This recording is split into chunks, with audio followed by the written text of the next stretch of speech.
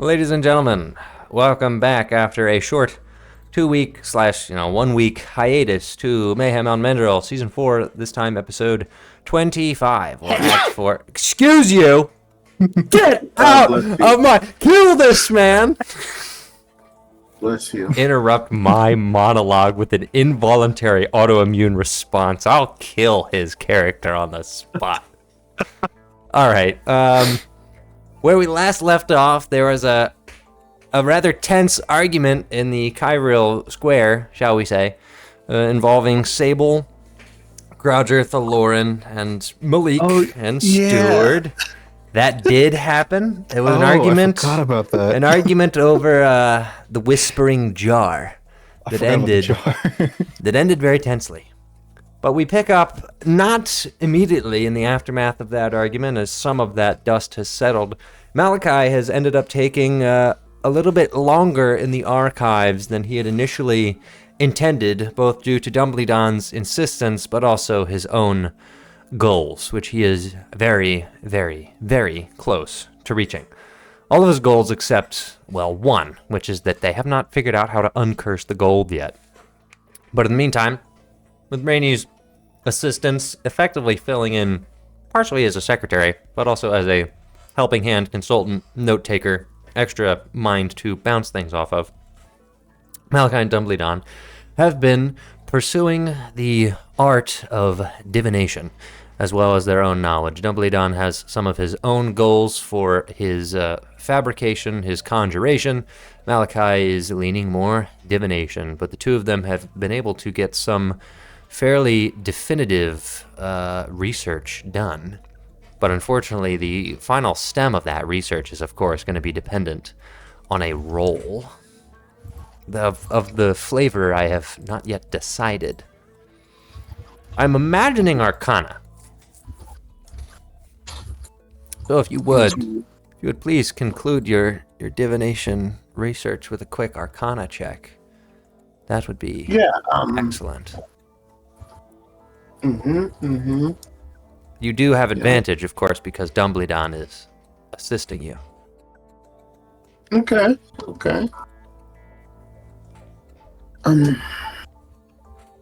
Arcana with advantage. I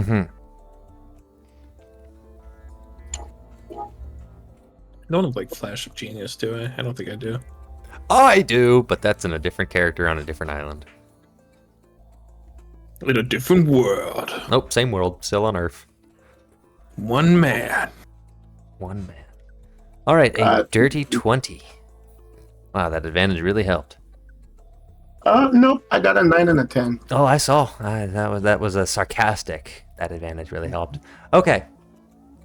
Allow me to regale you with the tale of what exactly you've been doing for the past 2 days.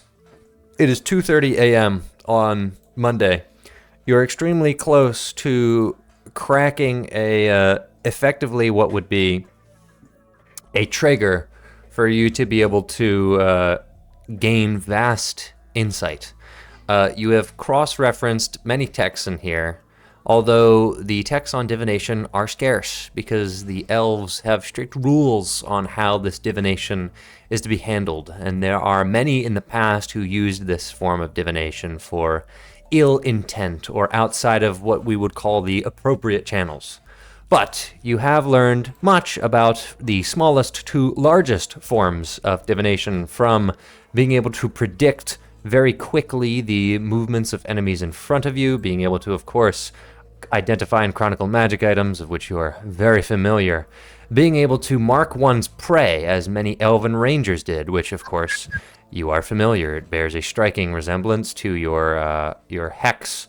Being able to detect magic, evil and good, being able to warp. Many forms of divination revolve around being able to see, but what you seek is answers and knowledge, the likes of which cannot be obtained by these mere spells that once, perhaps 2-3 years ago, you would have considered rather impressive, but now they no longer have the allure that they used to. You are finding your thirst goes for something deeper that you have not been able to access yet.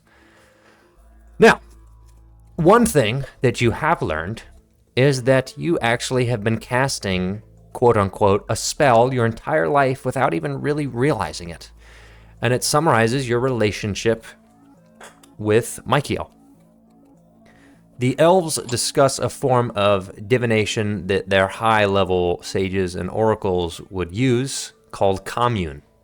And it effectively allows you to contact a deity or divine proxy, ask 3 questions, and they will be answered truthfully and correctly. That is effectively what Michael has been doing in a formal and informal capacity for your entire life. And so you realize that basically you can cast that at will. It's not exactly the same, but it effectively is the same.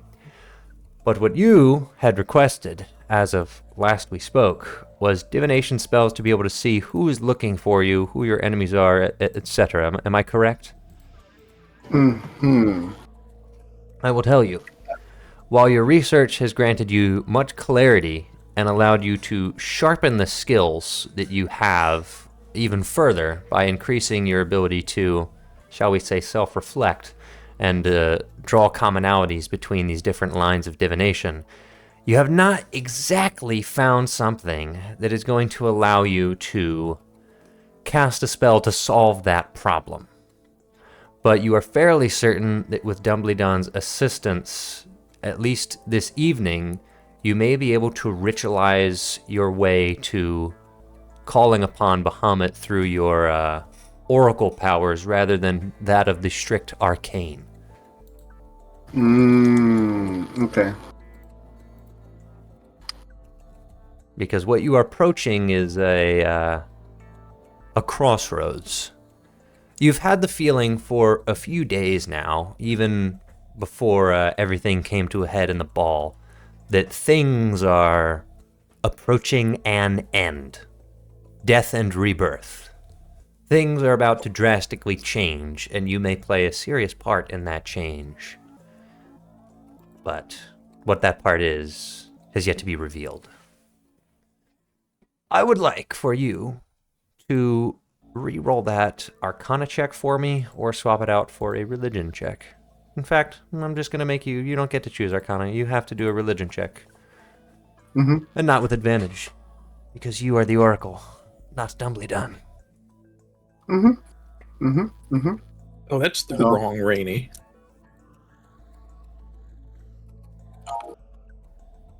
Eight. There we go. 8 plus 4 for a 12. Landed right by the 20 and then hit the 8. I'm like, got it. Okay. No flash of genius. Well, Unfortunate. here's the issue. You attempt to finish this ritual that Dumbledore has Wait, been... can I I don't do this often and I always forget this is a thing. Okay. Where is it?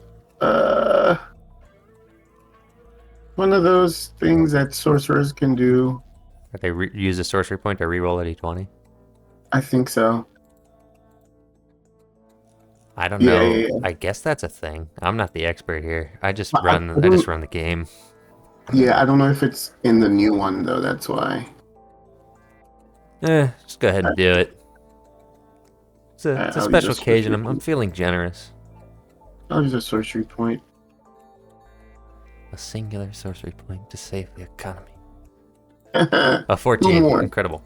Fate has decided that this ritual is simply not going to work, and while Rainey is taking notes and staying out of the way after Dumbledore insists that she refrain from partaking in, at the very least, this element of the puzzle. He hates me. Yeah, the two of you kind of fizzle out, come to a close, and shrug, and there are no answers given tonight. It is technically now past 12 a.m., although the hours have not been super clear. You do have the ability to, shall we say, hit the hay and simply head back to base camp. You could also take Dumbledore back to his farm, but he's fairly confident that with these resources, he would be happy to stay for a few other days and may be able to make his way back on his own relatively easily. So you can do whatever you like, but unfortunately, you'd be leaving on a bit of a sour note. So I've been here 2 days already? You have been here since Saturday, and it is now Monday at 2:30. So basically 2 days. I think I'll do. It's a long. Well, I would have been in contact with the others on the plateau, right? Of course. Is there anything pressing that they would need me to come back for? Well, there was the little tiff with Sable, and the items that they got after Dumbledon sent them to what turned out to be a hag or witch's coven. Okay. Which requires attention, but Malik has effectively... he hasn't, like, imprisoned Sable, but he put him on, like, house arrest for a little bit and said, like, you need to chill out. And he's been talking to Steward and Osnek as to how to proceed. But the big thing is that Sable attempted to cast Wall of Fire on Steward, which probably wouldn't have killed him, but that's pretty bad. It is. Okay. So Sable is just straight up on house arrest right now. Okay. Being watched 24/7. Great. Maybe I'll stay one more day. Very well. Okay. I recommend you get some sleep. You could pull an all-nighter, but you're very exhausted, so you should probably take a long rest, right? Mm-hmm. Great. Sounds perfect. I'm so glad you thought of that all by yourself. All right. You're leading us. That's weird. What is Cagliari doing on Monday at 2:30 a.m.? I guess not sleeping. Can I steal this jar? Can you steal the jar? I can assure you the jar is being held in the back room of the Wizards of Mayhem, if not in their very quarters. Excuse me, the Sorcerers of Mayhem. I have +7 to stealth. I'm aware. You can always try. Are you implying that it's a bad idea? I don't know why you would get the idea that I'm implying it's a bad idea. I just said you could try. I'll tell you explicitly that it's a bad idea in that Malik is already tense and doesn't want anyone who isn't the Sorcerers of Mayhem to touch a single tip of their finger on the jar, and pretty much has it under lock and key, as well as having Sable under lock and key. It would be effectively going against your commanders. So, well, he's not my commander. # not my president. Oh my gosh. He is a general. Yeah, and I'm not part of this army. Kind of true. Sort of not true. I don't know. I guess. Yeah, it's. I don't know. No comment. I'm not gonna try anything. No comment, I guess. She probably would have looked to see where it was and then saw where it was and gone, oh, what? Not worth the effort. Fair. Stupid jar. Stupid Sable. Yeah, I do have Cagliari and Electi. Okay. Well, the Lauren, what are you doing at Monday, 2:30 a.m.? You don't know? I don't know. Are you a heavy sleeper? You a light sleeper? I don't know. You don't know? Let's say light. He's a light sleeper. He stirs easily. Okay, all right. But you'd be asleep at this insane hour, surely. Is the Lauren a morning person or a night owl? Morning person. Okay, got it. So he's definitely asleep.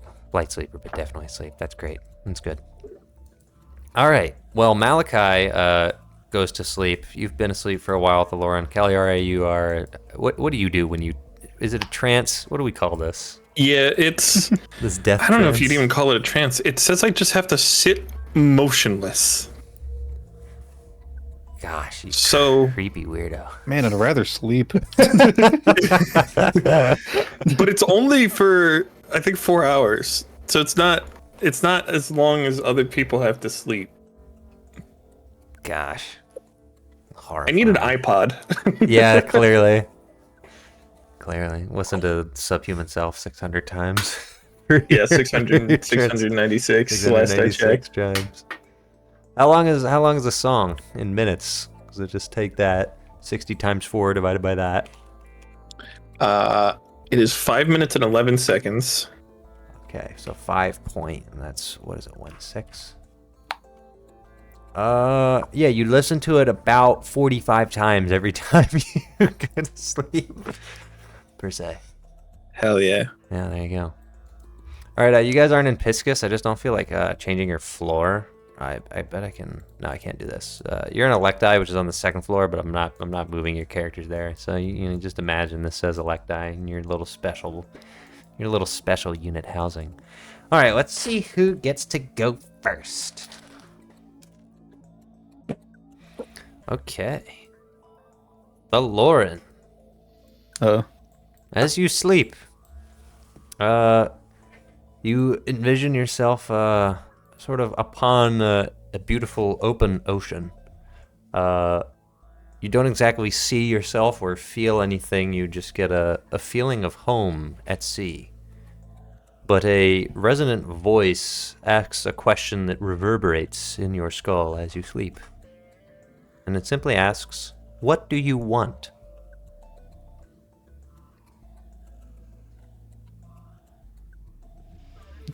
Am I answering? You should. I'll say What was my you pact? you recognize the voice specifically as the voice of Typhon. How did I word my pact? It's a great question. I think it was to help Malachi Is it in your character sheet? defeat. No.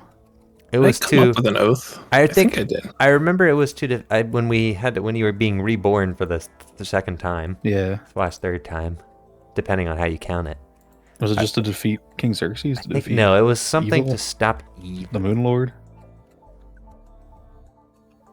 I wish to be functional enough and powerful enough to be able to rid the world of the evil of the Moon Lord. Ah. Yeah, that's what I want.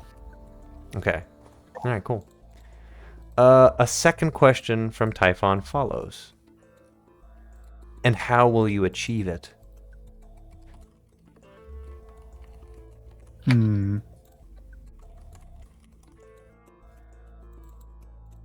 Good question.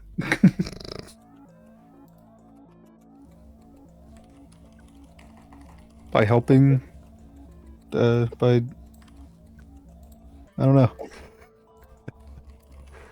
All right, roll religion for me. No, you know what? Roll persuasion.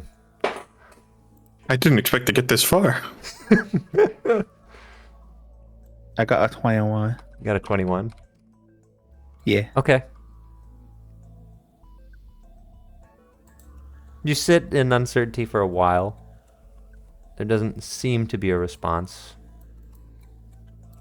But you don't exactly feel anxious or that a response is needed. Your answer was honest. And the waves continue. There's no storm. The water is peaceful. And the answer remains your own to ponder. All right.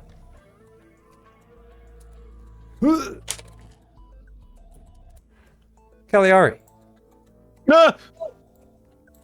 While listening to your iPod Nano, or whatever it is you do for 4 hours a night, across from the Thaloran, you get the sense that he's stirring in his sleep, but that somewhat fades as you seem to enter a deeper form of trance, and you are once again confronted with the gauntlet, the steel-plated gauntlet of a warrior with an eye on the back of the gauntlet.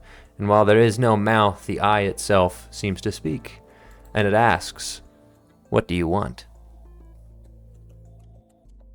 To do as much as I can with what I have left.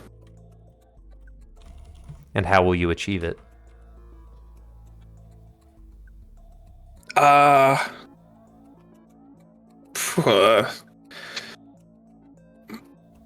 mean, Violence feels like the wrong answer, but it's what I'm good at. Okay. Okay.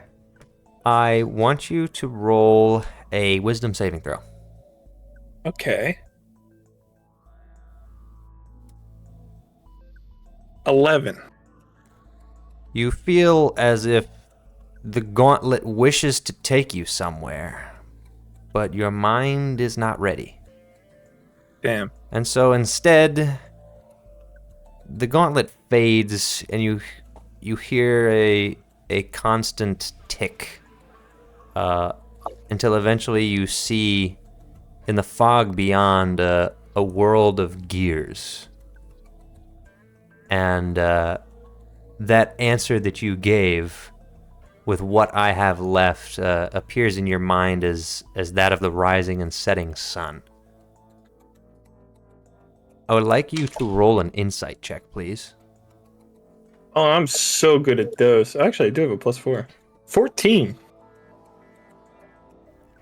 You don't know what it means. Hmm. The rising and setting sun simply speeds up until your trance quickly fades out and you're back in the building.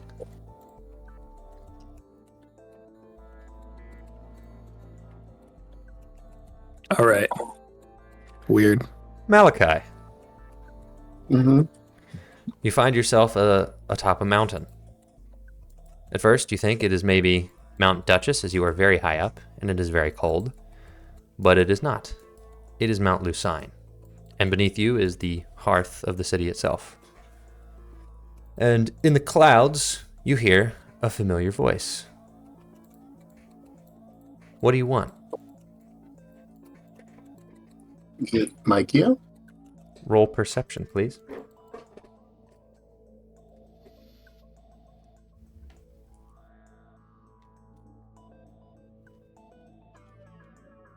$25. It has blends of both Michael and a deeper voice whom you believe belongs to Bahamut himself. Hmm. Neither are strictly visible. In my dream, can I go radiant form? Yeah. Okay. So I would go radiant form and then kind of bow and cover my face with my wings. Okay. And I think it's a difficult question. Because what I seek is it's changed. I suppose I would say that well, what I want now is to see Lucine led by a ruler who cares not only for its safety and security, but for the well-being of all of its citizens, and for the restoration of magic in the natural world and in the field of arcane studies. And of course, that we would have the power to defeat the evil that comes against us.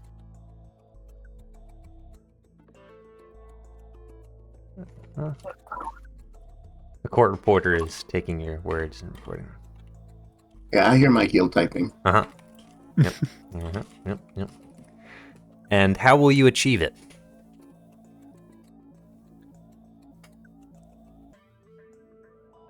One step at a time, as we have been.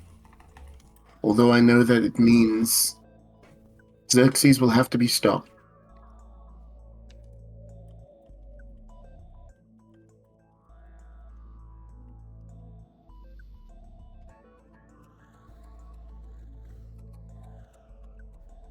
Okay. I would like you to make a wisdom saving throw.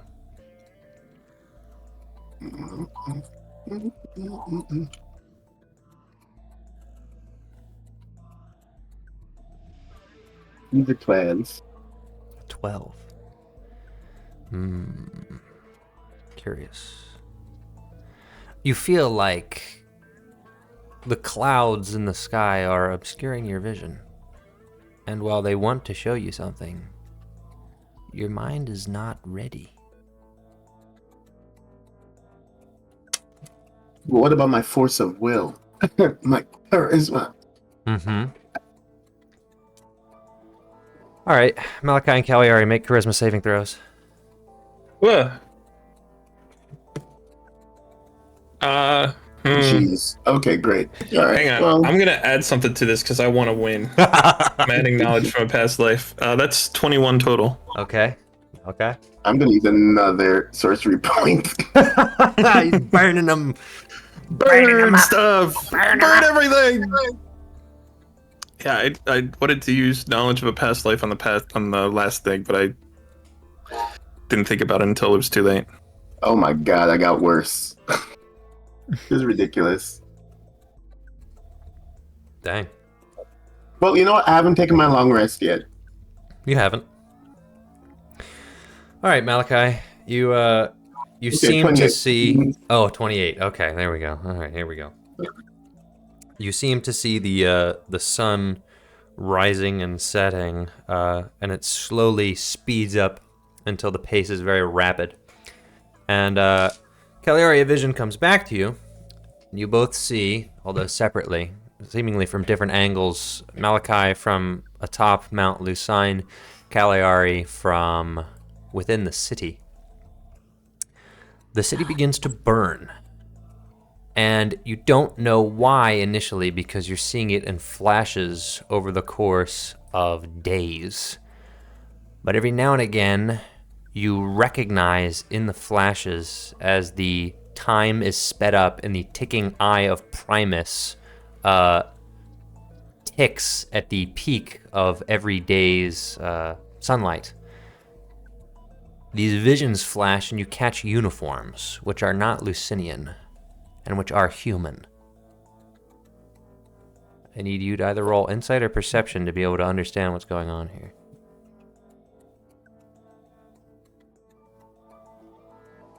Damn it. 12.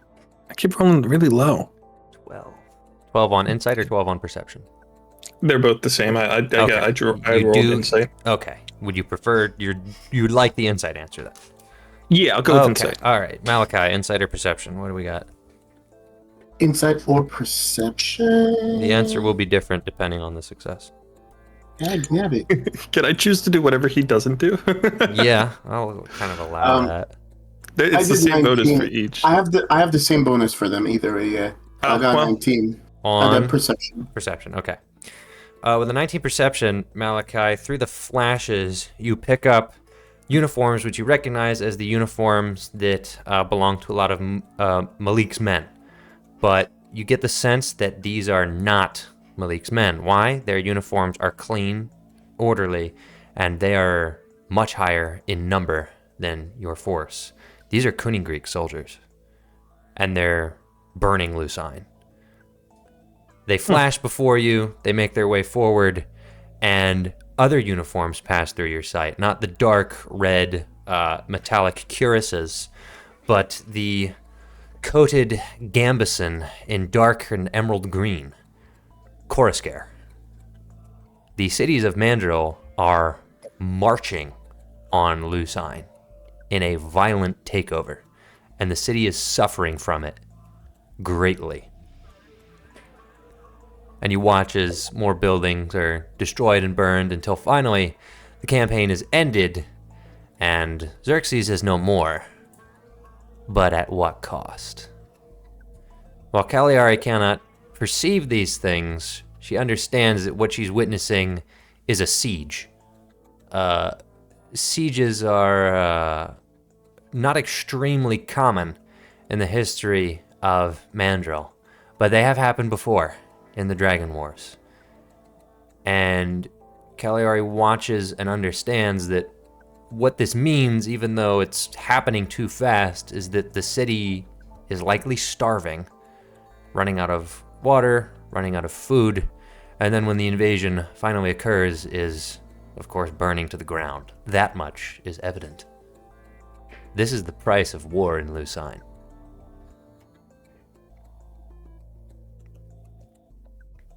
And the vision ends. Wow.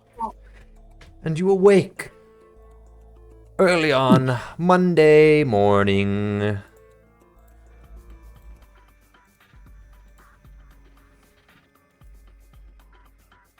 Weird. Wait, Monday morning? Yeah. I thought I was already there on Monday morning. I mean, like, it was 2:30 Monday. Yeah. Where I was. So now it's Okay. Monday at 10:30. Or, Oh, it was 2:30 8:30. a.m.? Yeah. Oh, okay. I You thought were it was up you were PM. up late attempting to finish ritualizing your divination. Got you. Okay. Yep. But you were still in the archives. Mm-hmm. So what would everybody like to do?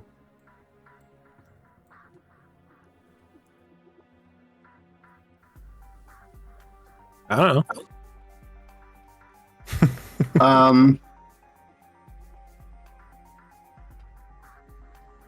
I think I would try to finish working on the spell. Or whatever divination thing I was trying to figure out. And are there scrolls, like, here's something I would like to do. So I know rules as written, if you copy a scroll, the original scroll is gone. Mm-hmm. Is there a way for us to get some of our, like, maybe there are older wizards who are like, I don't want to fight or whatever, but they can, like, spend time and just start adding to the, maybe even the at the camp, just have us start storing up spell scrolls. Yes. You would probably Okay. have to field a good deal of the parchment from here. And perhaps Mhm. some of the ink, because they don't have a whole lot to spare over there. Mm-hmm. But you could certainly do that. Okay. And if you remove the seal of Yor on some of the books, you could potentially check them out. So I think my big thing really is uncursing the gold, because it would cost some level of. We might need it. Mm-hmm. Mm-hmm. Well, that may have to be your next project. Mm-hmm. Are there any like magical smithing books I could grab? Almost certainly. This is effectively the infinite library, so somewhere that exists. Just have to find it. What do I gotta like roll for that? I'm thinking about that. What would you like to do with these books?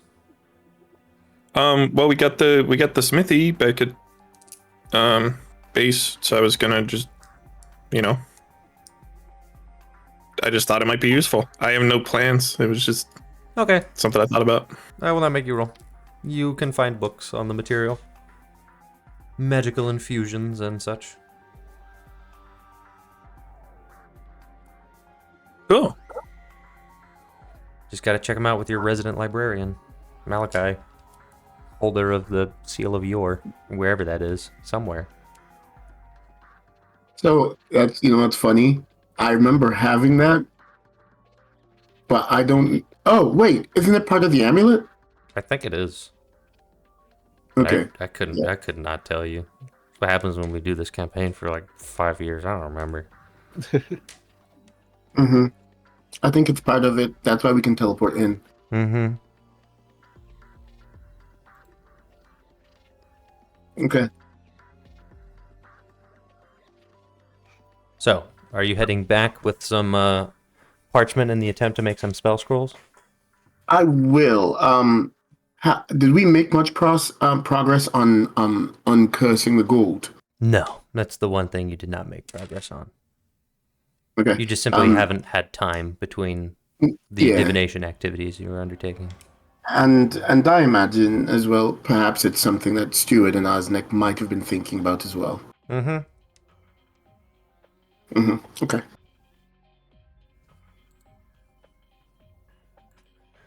All right. Are you heading back today? I will. I do trust Dumbledore. Like, he hasn't given us any reason to not trust him. Like, so I will allow him to stay there. All right, cool. You and Rainy heading to base camp then? And he knows how to send to me if he needs to. Yes, he does. Okay. Away we go.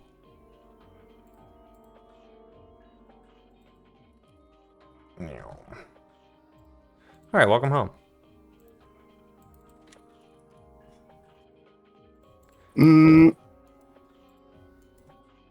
I imagine, because I don't get to do it often, I imagine when I speak to Rainy, I'll do it in Draconic. Fair. 'Cause, Makes sense, yeah. It's been a while, so I'm like, let me practice. Of course, of I'm getting course. rusty. And so did Rainy take the book on smithing? Yes. Okay. As long as you're allowing her to check it out. You're the librarian. Yeah. So. Yeah. So I would sort of tell her to keep me posted on how things go, especially if we can use that with the dwarven thing that we got as well. What's that? What do we call it? The prism?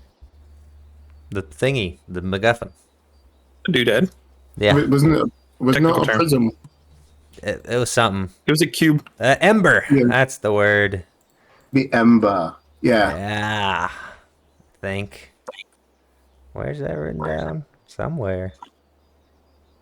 Yeah, if that can work together with it, that would be perfect. Yeah.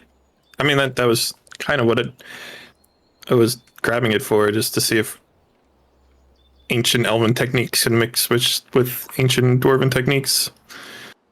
And I know culturally they've always been somewhat different, but I believe in the mixture of the two, we might find something even stronger than either one has produced. Yeah, and unless they're like Rainy, singing the metal into shape, which they might do. Rainy takes the book and the dwarves immediately go, "What is this gobbledygook elven crap?"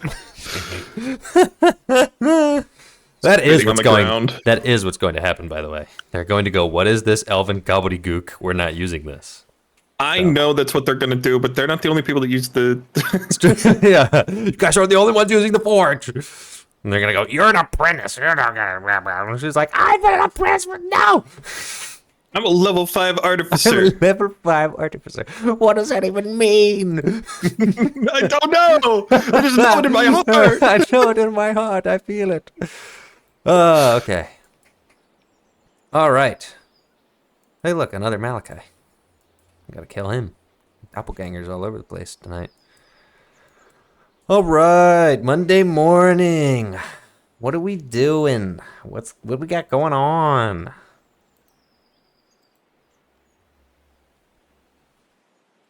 All right. I would like to see my wife and child, please. Okay, you can see your wife and child. There's your wife. I don't know where your child is. Probably running around eating something. Probably on the week. Eating something? Yeah, you know kids these days just devour. Eating something like a goblin or a dwarf. Yes, correct. That's crazy. That's crazy. One of our talk. kobolds. That's crazy talk. Why would you? What Kelly or Aunt Lauren doing? Telling nobody about the dream. Exactly. Oh yeah, I'm answering for both of us. My favorite activity. We do that a lot. I will tell nobody. I'll go like be in the temple or something, chilling out. Chilling. Okay, because it had to do with Lucine, I would probably tell Malachi about the vision of Lucine burning, and then we would. I don't know if we want to play this out, but we would probably realize that we both saw the same thing.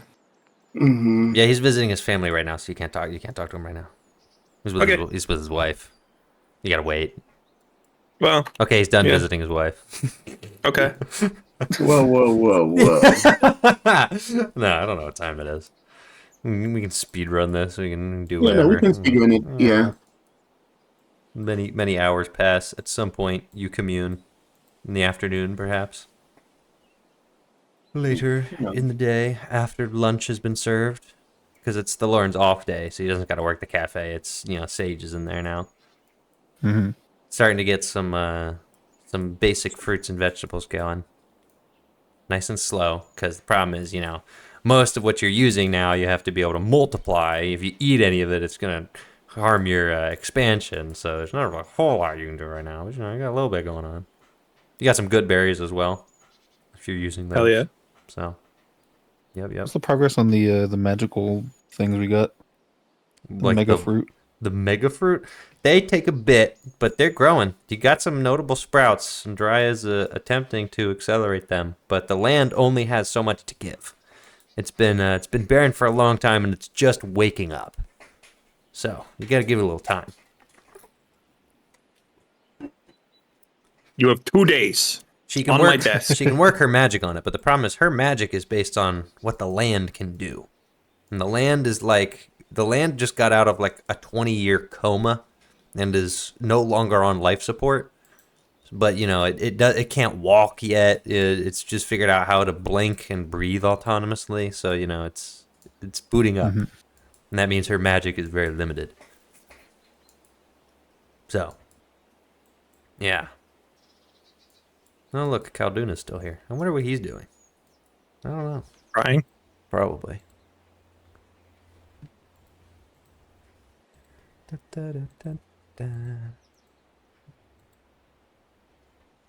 So what are we doing now? This is asking for a friend. What are we doing? What's the plan? What's going on? I want to know about this jar. Yeah. The jar is currently it's up for discussion. We do have to figure out what to do with the jar. It's been a couple weeks, so as a player, I'm not as rabid about it. But when we last left off, I was rabid about it. So Right. I gotta keep playing that. Right. Let's see. Where is all of that information? Somewhere up here. Oh, what are you gonna do with the horrifying doll?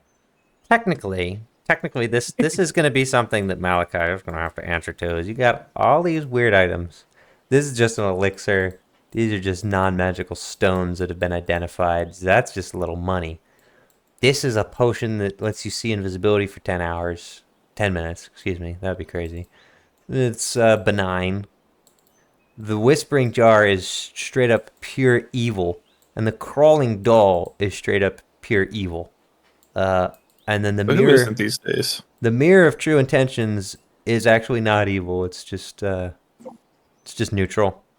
So that one's good. Stewart and Osnick have approved the mirror of true intentions. Crawling doll and the jar of whispering air Malachi may have to weigh in on those because they're creepy and evil and weird. What say you? You're a member of the Sorcerers of Mayhem. I am. So you're saying that these items are definitively evil and not that they've been corrupted? They are They were created evil. They were intended to be used for evil. And the magic that they use is manipulative and dark. But who isn't these days? Yeah. Okay. Well, what if can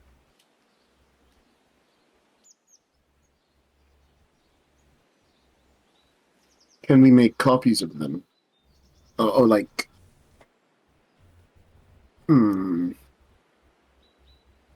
figure out how they work and make our own, or That are what do we have? evil?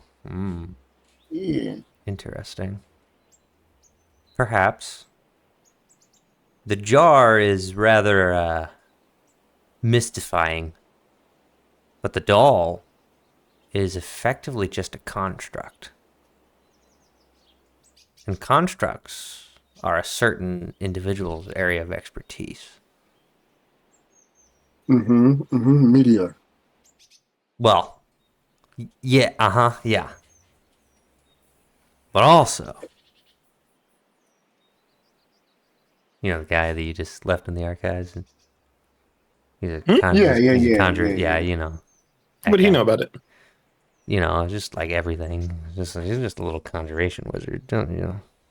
I don't know about that.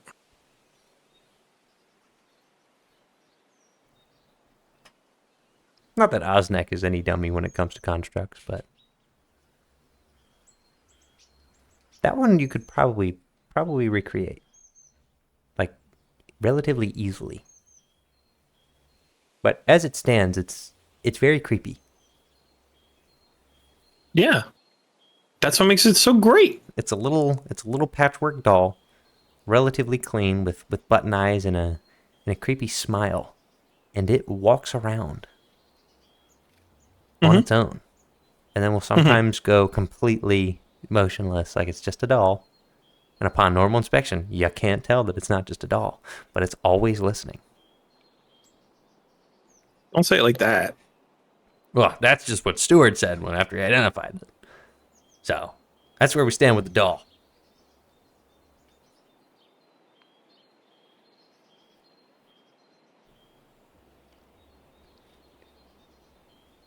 So what is our conclusion? 2 items in contention: jar of whispering air and the crawling doll. All right, so remind me real quick what the jar does. That's right. You technically weren't here for that. The jar simply is always whispering. You can't audibly hear the whispers unless you listen very intently to the jar. And the whispers will reveal things about the people around you that are always true. But you cannot always decipher the speech. Sometimes it just sounds like gibberish. But when you hear it, they will reveal deep personal secrets about those around you. Okay. We should keep that one hidden. But not destroy it. We used it so much. So I will say this: there's I see a world in which it can be used. there's Almost offensive. there's a little bit of contention in where this should be. I should also probably note that Gareth is getting a little he's always been a little senile, but he's been very spacey lately, and sort of having trouble keeping up. He's deteriorated a lot in the past like month. Osnek is on the fence, so we'll just put him in the middle. Sage is on team destroy the item. Stewart is on team destroy the item. And then, of course, all the new recruits who don't really have a say, but, you know, Both has, you know, gained a little bit of respect in his progression. They're all like, well, no, this is useful. This is great. So we have 2 strongly opposed, 1 in the middle, and then there's you. And then there's Gareth, who's not involved. So this is where we stand. Who's Gareth? Gareth, Oh, Garfield. Yeah, Garfield. Garfield. Old elf.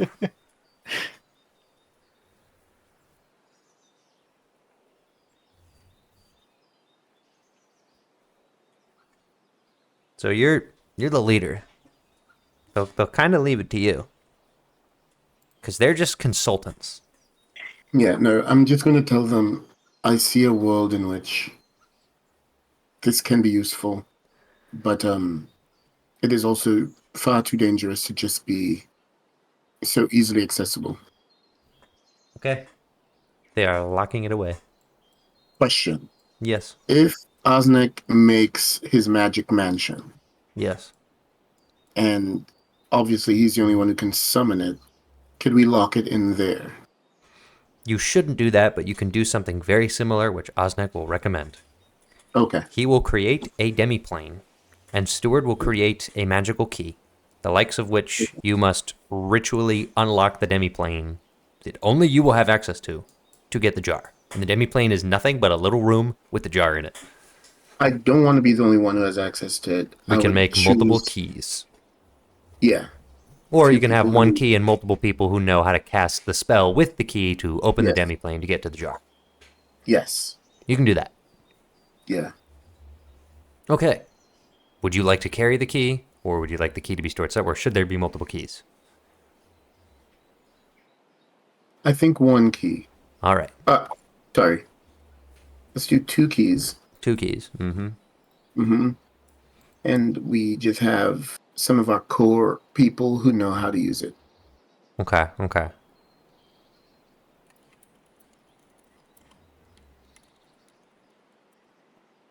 Maybe store one in the Sorcerer's Mayhem Academy and the others on your person.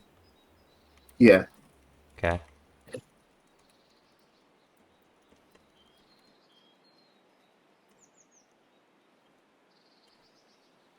Man, Dad got home and now he's locking away the toys. Behind the cabinets and he's putting the guns in the gun safe and locking them.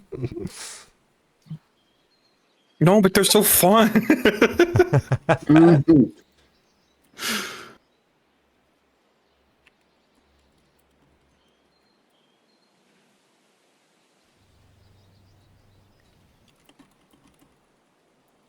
All right. There we go. Put that there for later. Okay, the matter has been decided. What of the creepy little doll? I love that thing.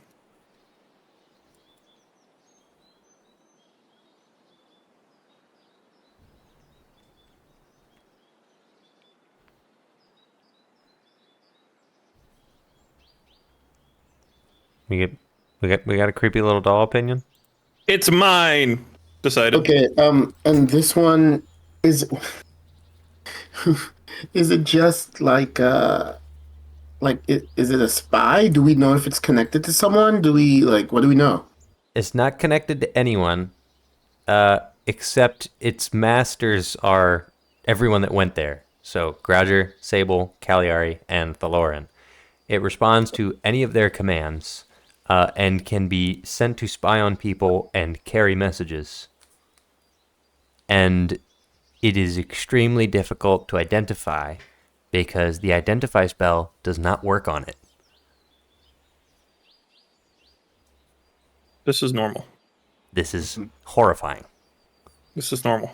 The magic that was used to create this thing is some unholy blend between arcane and what is the other one called? The ranger baby magic, the land. What do you call it? Yeah, that.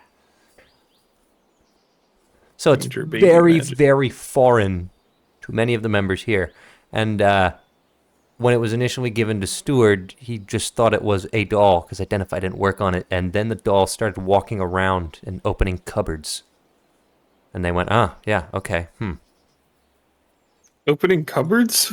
yeah, he's walking around and he's like looking at things, he's crawling on the table, he's looking through papers. Crawling on the table, huh? Yeah, it's just like a my, little my beautiful little guy. baby. The doll is like of a little girl, it looks like, with a little sun hat and pigtails. Cute. Yep. So they're kind of assuming it's evil. I think Sage used detect good and evil and detected evil on it. But Well, what the heck listen. exactly it is? Yeah. You'd probably detect a little evil in me too. We can brush past that. Wow. Yeah. I was brought back by evil necromancy garbage magic. Yeah, true. Yeah, so effectively the little doll is not a magic item. It's a construct. A construct of unknown origins. Well, But I'll send to, easily I'll send to- replicable skill set. I'll send to Dumbledon, letting him mhm. know that we might need his expertise at some point. Okay. Good to know. And what will you do with the creature? I don't think we need to put it on demi-plane, but I think it needs to be kept here at the Yeah. very least. Yeah. I think here is actually the worst place for it, if you think about it, because here is where all of our secrets are. If I take this thing out with us, right? Yeah. Gosh. Then all it's seeing is our enemies, right? Think about it. But how does the shift of master take place? How does what? How does it take place? How does would somebody else be able to take control of it? No, not that you know of, but they don't know that. They don't understand how the heck this thing works. Sure we do. Yeah, that's You why- just that's point why I and don't shoot, want to- and it works. I don't want us to get rid of it yet. I want us to study it, figure out how it works first. Okay. Well, Source of Mayhem will need more time on that, but they'll keep it around. They can actually go to the archives They could. They could and do that. work with Dumbledore. They can do that. It's a great idea. I think they will do that. Because they haven't met yet, have they? Yeah. Osnek has. Maybe that's true, yeah. That's true, yeah. They probably all have. We were in his field. I guess that's true. I just don't know if they've met. You know, like formal introduction style. I do not recall. Okay. Well, that's all in the creepy magic item agenda.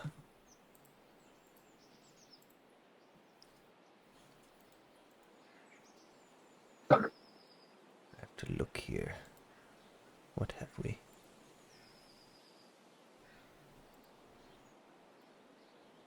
Checking my to-do list. I think we've gone through the finer points here.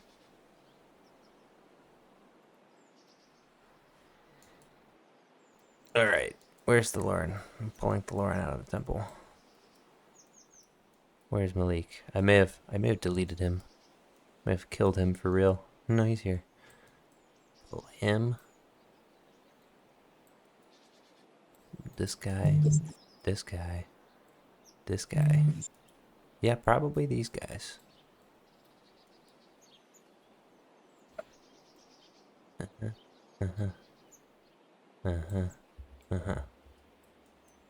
Alright, gentlemen. What the heck are we doing? Post Lucine incursion. What do we... We do need to have a debrief. Yes. This is the debrief.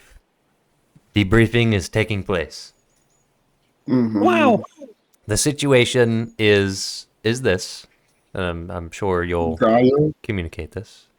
They went south. They picked up on Malachi. They knew he was disguised as a Barakat. It could implicate the Debellums, if it hasn't explicitly already. There was a pursuit. It did end in a conflict outside of and inside of, sort of, Sable's church. You escaped. But, yeah. Anything I missed at the 10,000 foot view?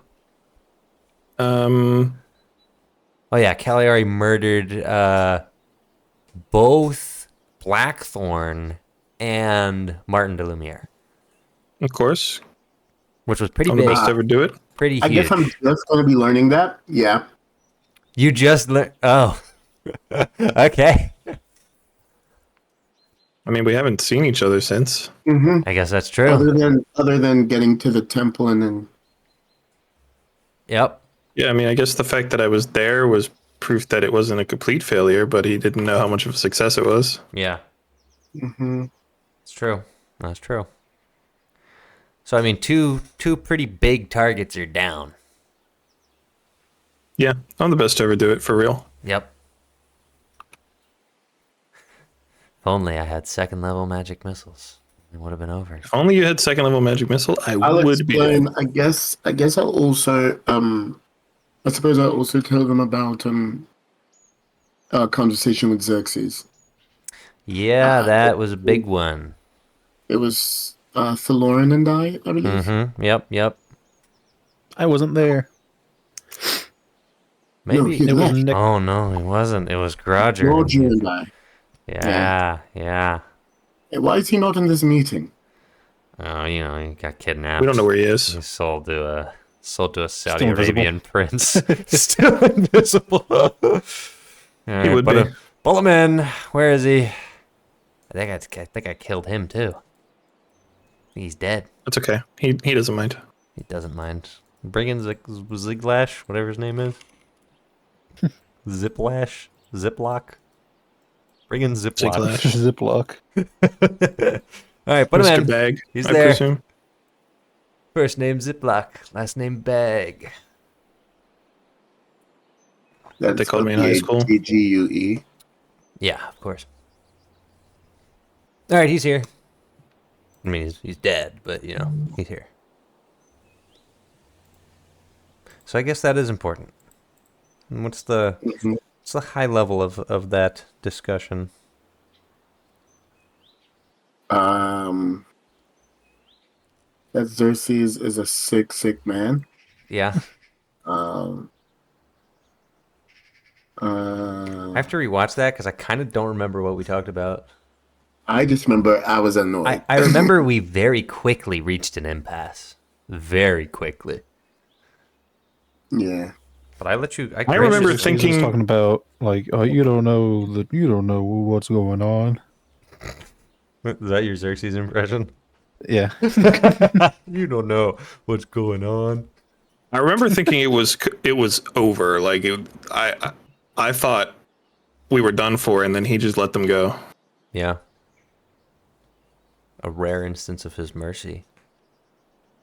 Like, I can't remember if I had said, I remember telling him, like, show us your something and let us go.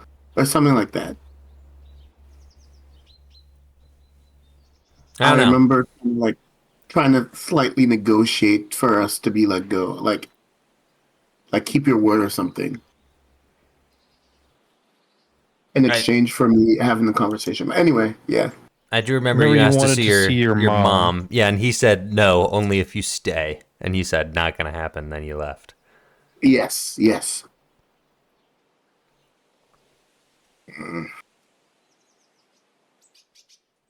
He wants to be your buddy. And I think this is where Orion breaks the news. The noose? The news. So, on that topic, as Malik and I had discussed, I have some contacts in Kuningreek, largely in part to Malik's network. Kuningreek is looking to move. Lucine is actually rather weakened, in disarray. Their army has been scattered. They've lost a lot of pride, and they want to strike while they're weak. There's a very real possibility that Kuningreek is mobilizing for all-out war, meaning they may be the first to depose the king rather than us. If they do so, I'm not exactly sure what that means for the monarchy. These are rumors, but what is not a rumor is that Kuningreek is mobilizing. They're getting ready for something big.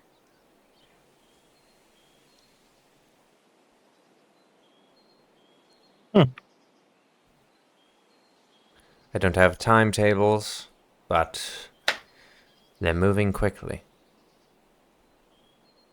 Have we already discussed the visions? Has that happened off screen? Probably not. So, if you want to bring him up.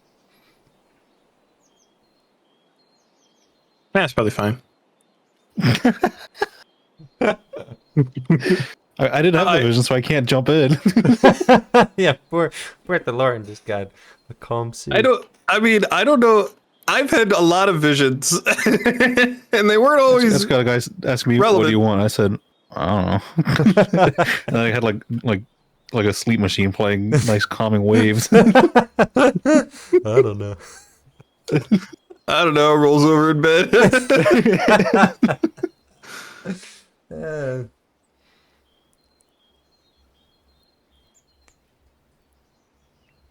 Well, fine. If Malachi's not going to bring it up, I'll bring it up. I had a weird dream about... Well, no, not a dream, because I don't sleep. So that makes it more relevant, right? That I guess it could be a hallucination, but there was a vision of an invasion, and it did not go well. For the people. I mean, they won, but it was not a good win.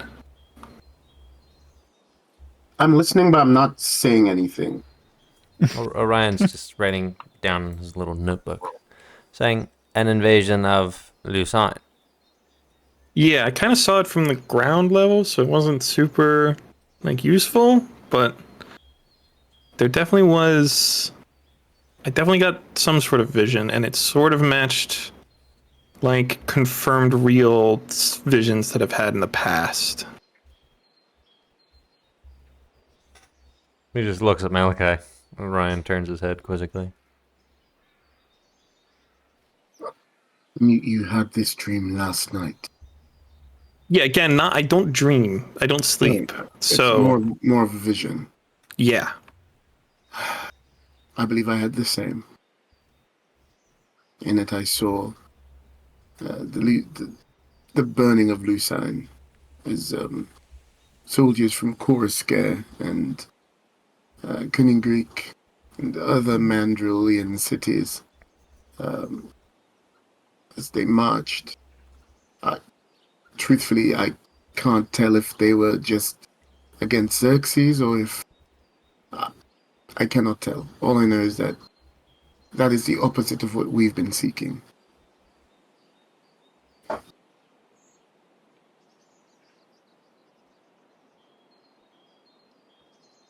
Well, it doesn't seem outside the realm of possibilities. With Xerxes' activities in Königsberg, things have become rather interesting. That port has become critical. Since trade has been cut off, his dealings with Tarshiv have put him even further in the hole with his already tenuous relationship with the East Coast. And, well, we've been really beating the snot out of him. He's lost dragons, he's lost executioners. The wave of fear that Mandril held over Lucinian dominion is, fading. I know for certain that, Grafton has no interest in reclaiming their previously owned lands. They're strictly sticking west of the river. And, well, if Xerxes forms a real alliance with Tarshiv, that could make things interesting, as passage between those territories would require them going through Grafton, which would drag them into the conflict in some manner. But all in all, I believe Xerxes would be at a serious disadvantage. His public approval is the lowest that it's ever been. Most of the city proper is unhappy with him, and I'm fairly certain that they're facing shortages across the board, both in manufactured goods and now for the first time in food. Their leadership restructures and bureaucracy have made things slow down. Shipments are not being delivered on time, crops are laying and being wasted, and the harvest this season was not fantastic.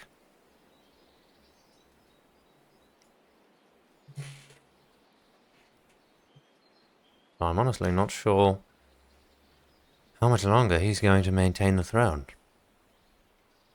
I think things are simply, well, they're fizzling out. But that fizzle is going to turn into a fire if Cunning Greek and Coruscant do start their march. Yeah. Who do we know? Who do we have allies with in these places? Well, we have a neutral relationship with leadership in Coruscant, and well, I suppose a mixed bag of relationships in Coruscant.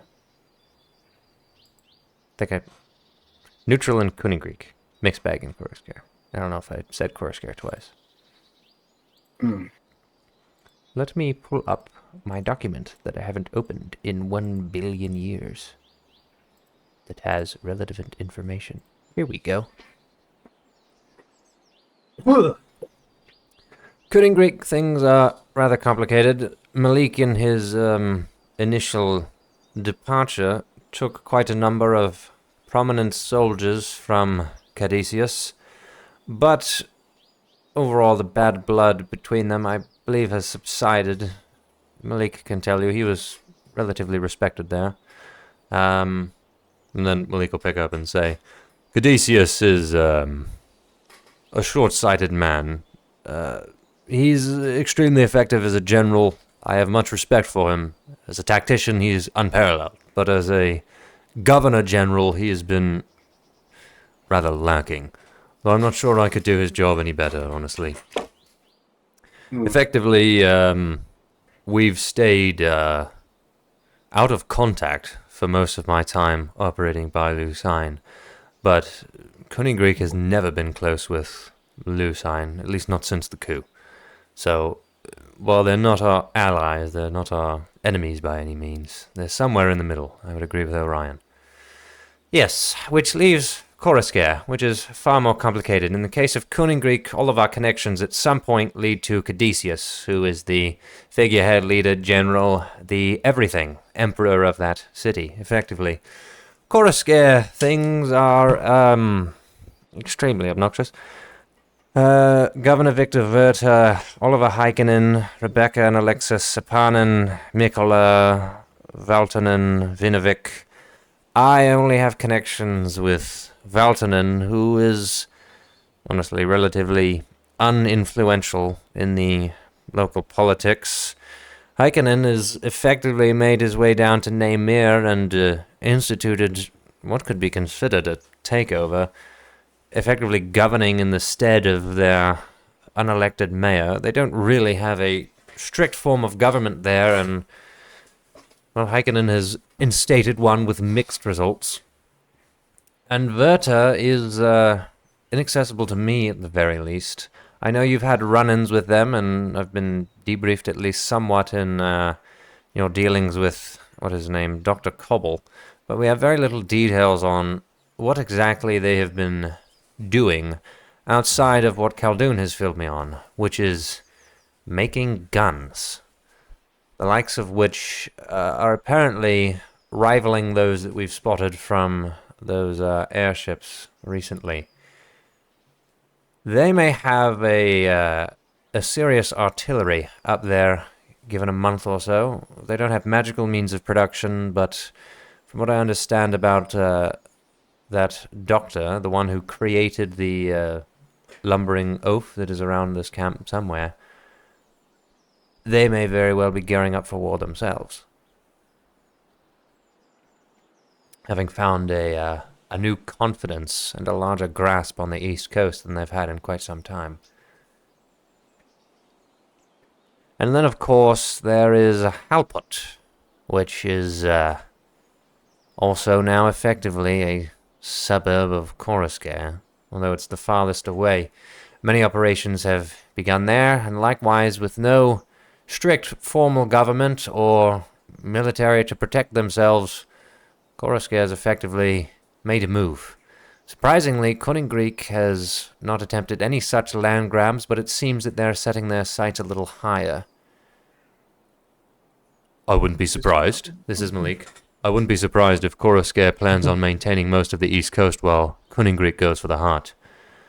And if Greek gives up its ambitions of holding the East Coast, which I believe it did many years ago, they may attempt to take Lucine, or at the very least, Königsberg.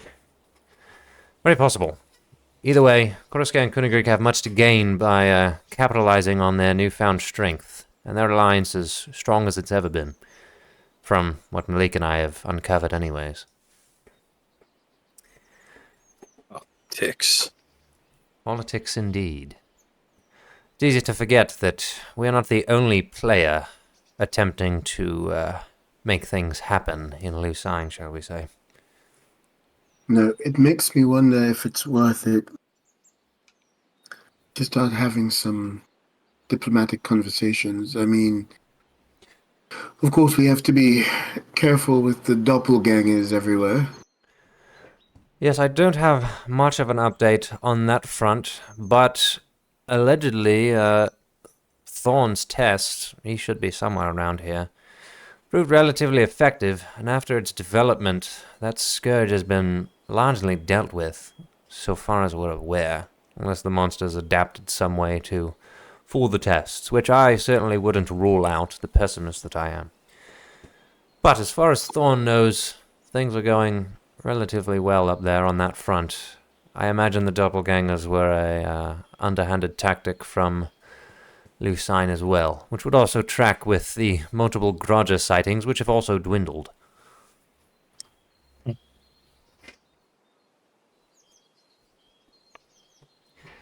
Things are looking good.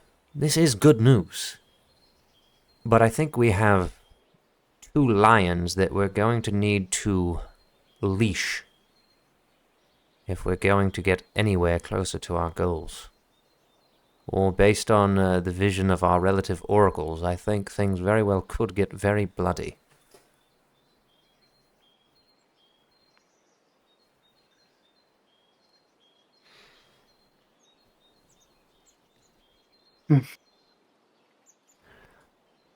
Well, if we can't go back to Lucine anytime soon due to the heat that we've just generated, perhaps it would be best to go back to the East Coast. I have no intentions of going back to Königsberg. I've not been able to contact Ben or any of my other contacts there, and my best contact is, of course, now sitting to my left. So, that effectively leaves Koroske and Königsberg as the next chips on our table. I'm going to look at the Lauren, and I'll ask, and have you heard of anything stirring with regards to the Moon Lord? Nothing. That is also unsettling. Well, what have you heard from that elf fellow that you sent to the north? What have I heard from him?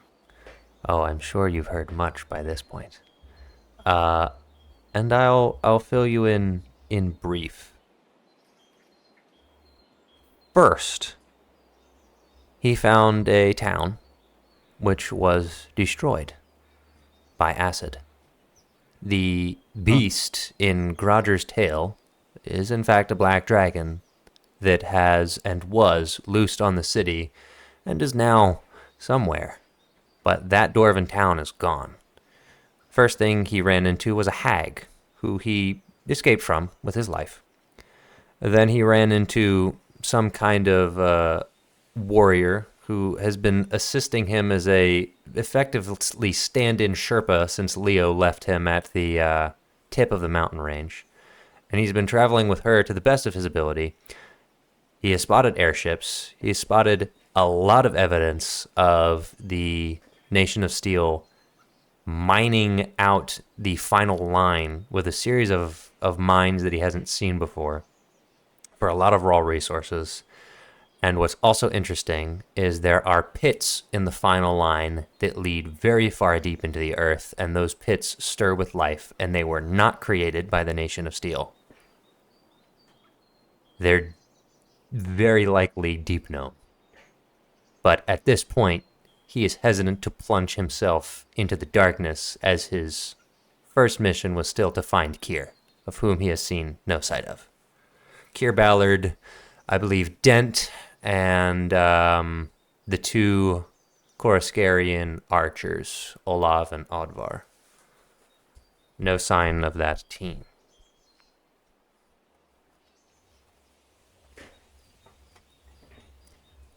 Something concerning is that if what he is about to find, or may not find, in those depths is deep gnome activity, and you pull out a map of Mandril, what that effectively means is that the deep gnome civilization may have a population and influence 10 times larger than the combined population of the surface of Mandril.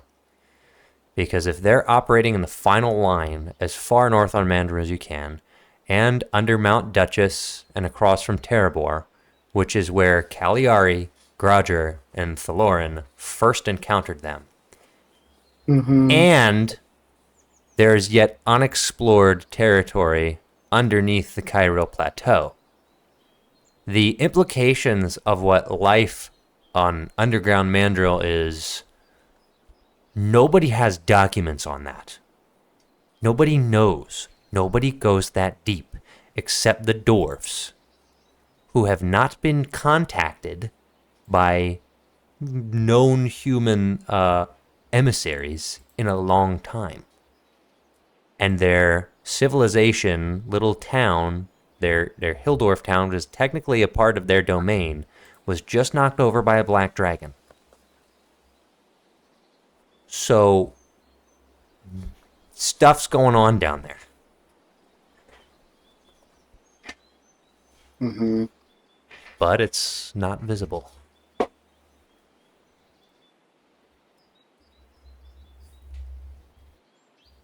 It's also not chronicled in any history books. It's a completely different world. Yeah, they're probably not real. Mm-hmm. Like Bigfoot. Yep. So the influence that the deep gnomes have is largely unknown. The only benefit you have as of now is they don't strictly prefer to be on the surface. It's not their comfortable environment.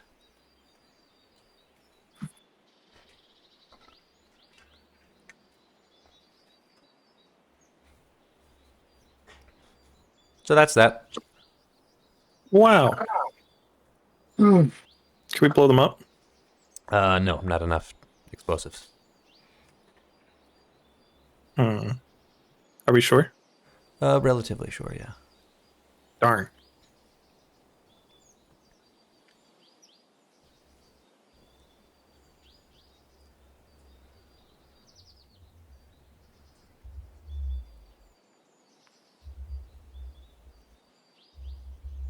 Any other matters we need to discuss?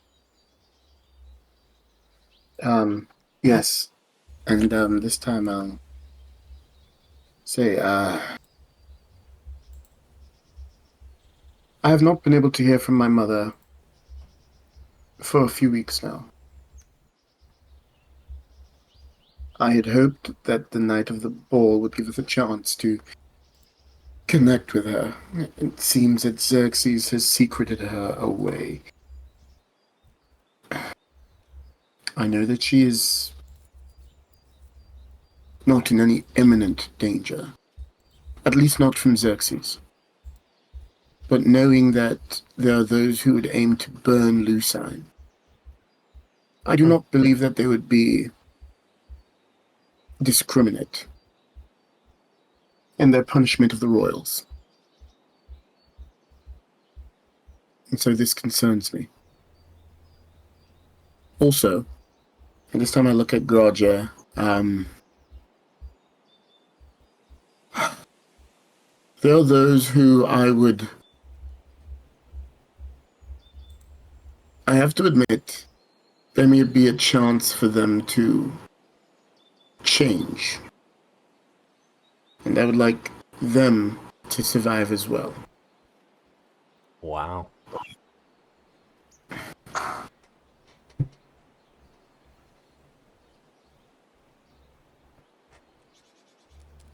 Well, Orion and Malik are just gonna stare at Malachi, knowing the implication of what that means. The mixture of shock and terror.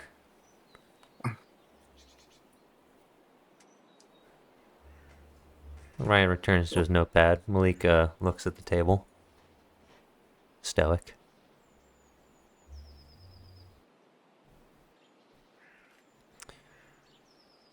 Well, I think we should draft some diplomatic options and proceed from there. I think we'll have a little bit more politicking to do before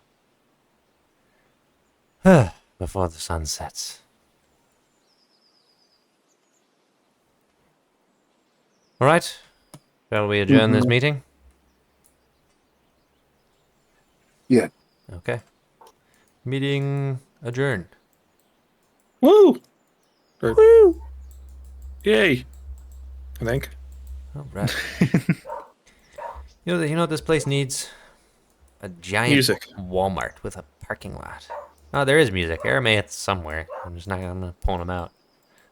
I'm sure they have live shows on a rotation. It's just too early in the evening. You know, the nightlife hasn't started yet. Oh, I do have to tell you. Notice how there's doors now? Yeah. Mm-hmm. You're welcome. You have wood, so now you have doors.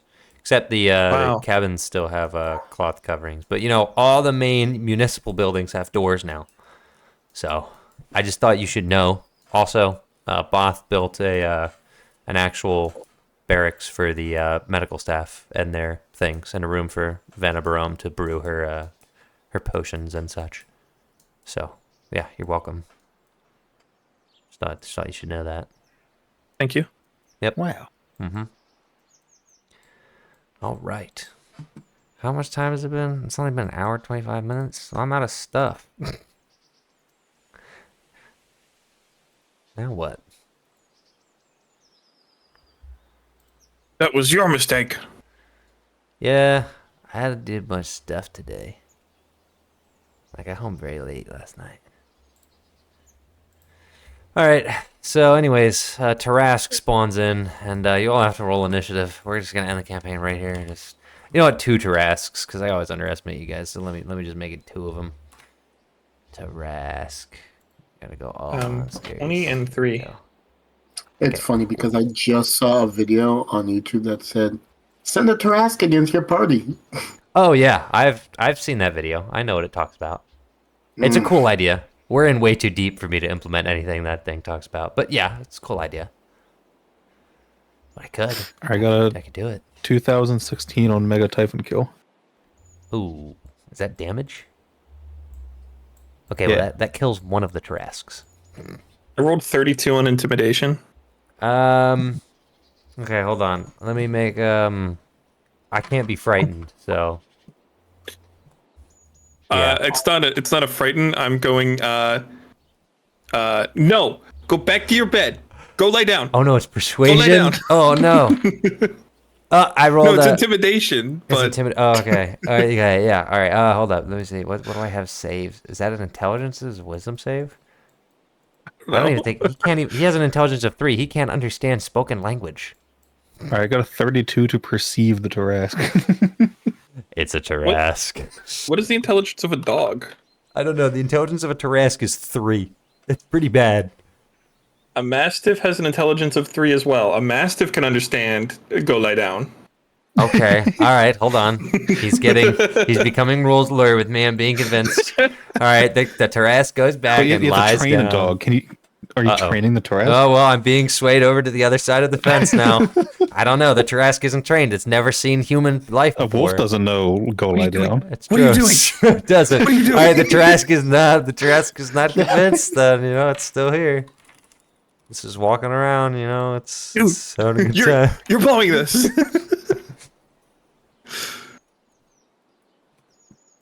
What do you do? It's just here.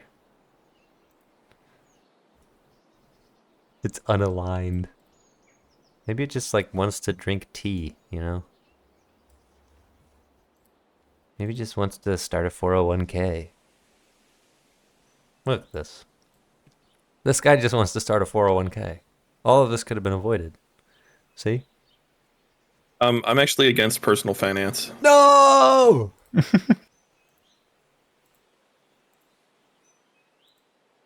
I keep all my money as dollar bills under my mattress. That is a flawless strategy. It always works. Make sure they get nice and wet too. The mold helps protect them.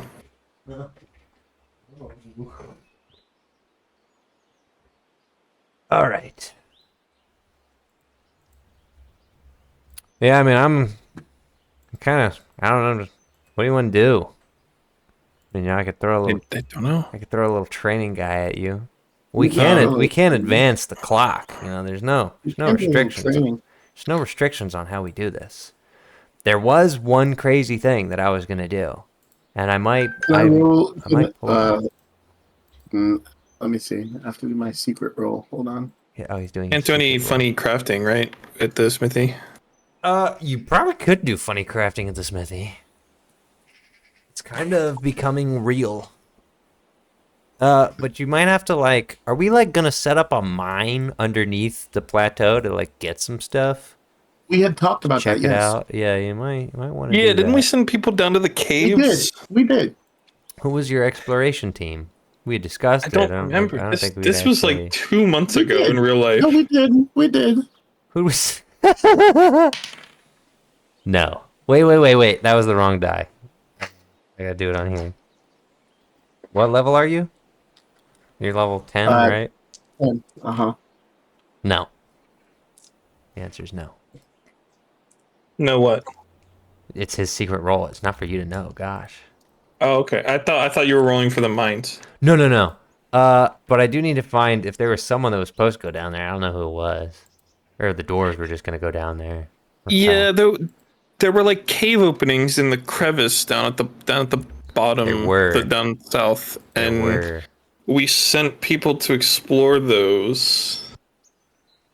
That there were. God, I think they used like I don't remember how they got down there, but Rope. it did. And I don't know if we ever heard back. I don't remember. Well, you certainly didn't because I don't remember sending them officially. So I don't have anything written as to it happened at X time, but it certainly could have. If everyone believes it should have happened, then it will just have happened. It is entirely possible we talked about it and then never never like formally pulled the trigger. Yeah. Yeah. We'll get it done. It would have happened. Needs to be addressed at some point. All right. So I'm just sending the dwarves down. No security escort. What are we doing here? We can send some like soldiers with them, Send right? like Iovita and Tiberius. Yeah, the greatest warriors. There, some of your. Couple of fellas. Oh, Few of the guys. wow, that's garbage.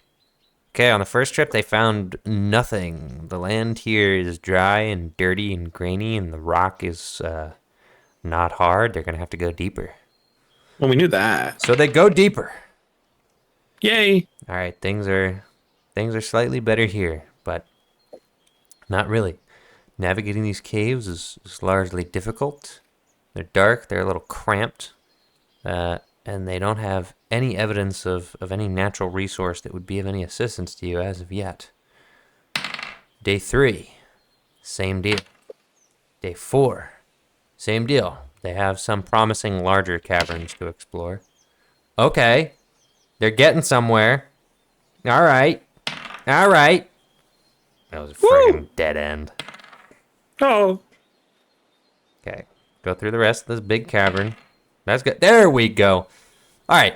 After about 9 days, your dwarves have found the mother lode. It's very, very far away. But you know, where's his name? Where's this guy? This guy that used to work at Mulderton that nicknamed Grunnel. Where is he? Where is this?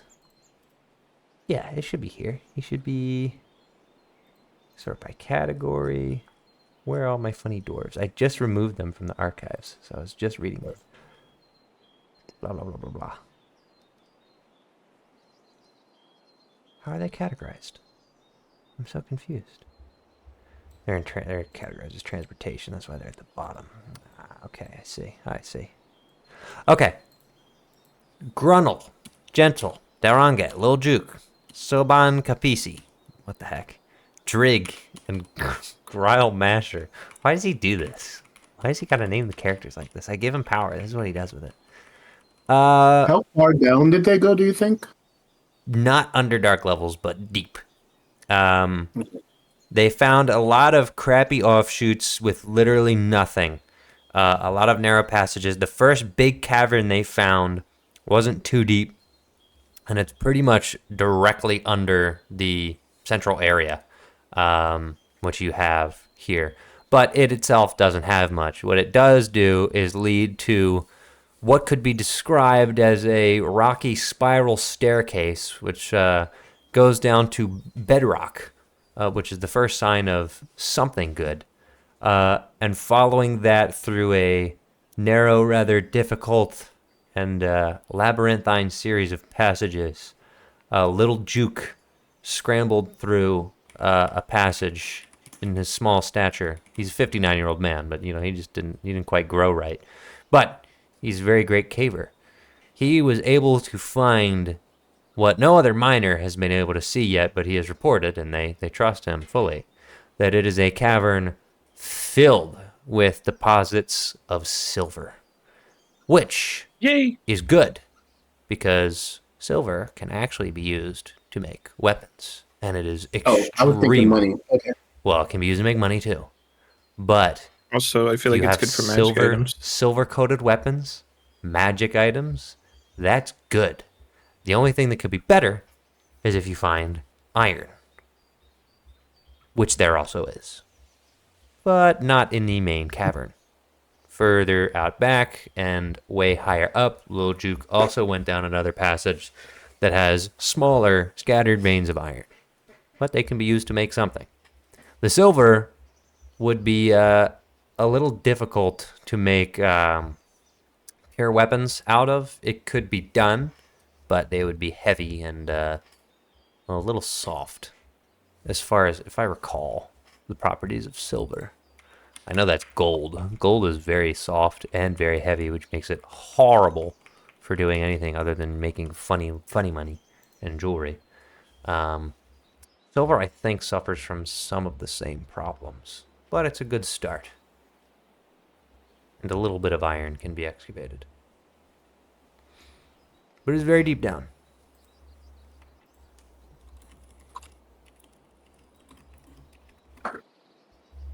All right. Oh, my dinner's here. I'm gonna go eat real quick. Okay. He's gonna go eat. Point and laugh.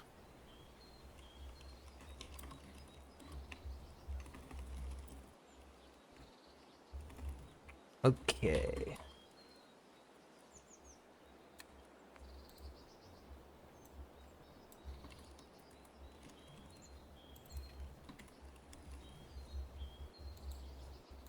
Just writing down all the notes. Hmm? I'm writing down all the notes of what I just described. Okay. Good. Thank you. Mm-hmm. I have an ant on me. Die.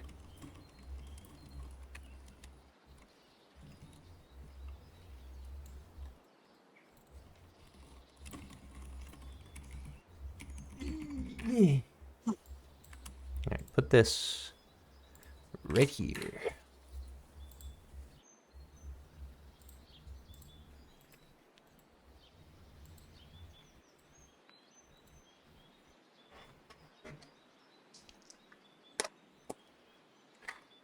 Well, that guy just went to eat dinner.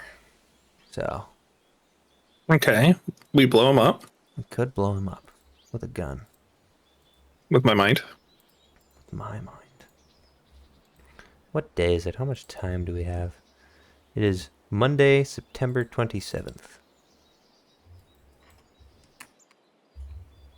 I accidentally just turned it into January. It's not what I wanted. My God. What have I done? How All could right, you I'm betray us thinking. this way? I'm thinking. Okay. You got stuff from the elves. You're starting to grow stuff. In about a month, you can transition to actually somewhat living off the land.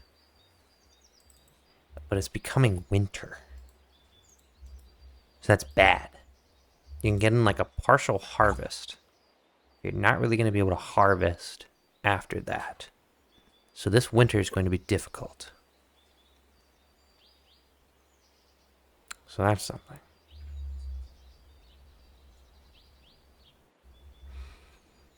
You have a forge. It's starting to have all the materials it needs, minus raw workable metal. It needs that.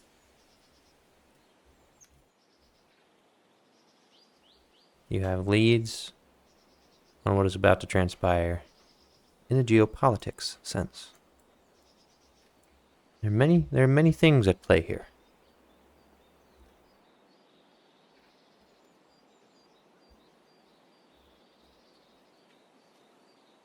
Mm.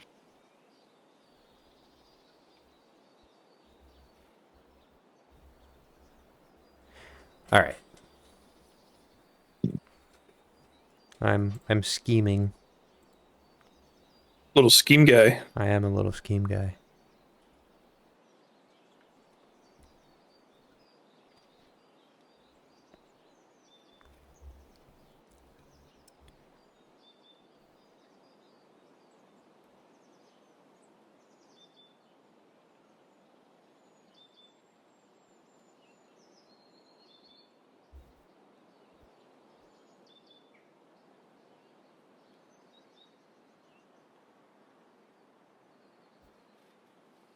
Okay. Scheming complete. Okay.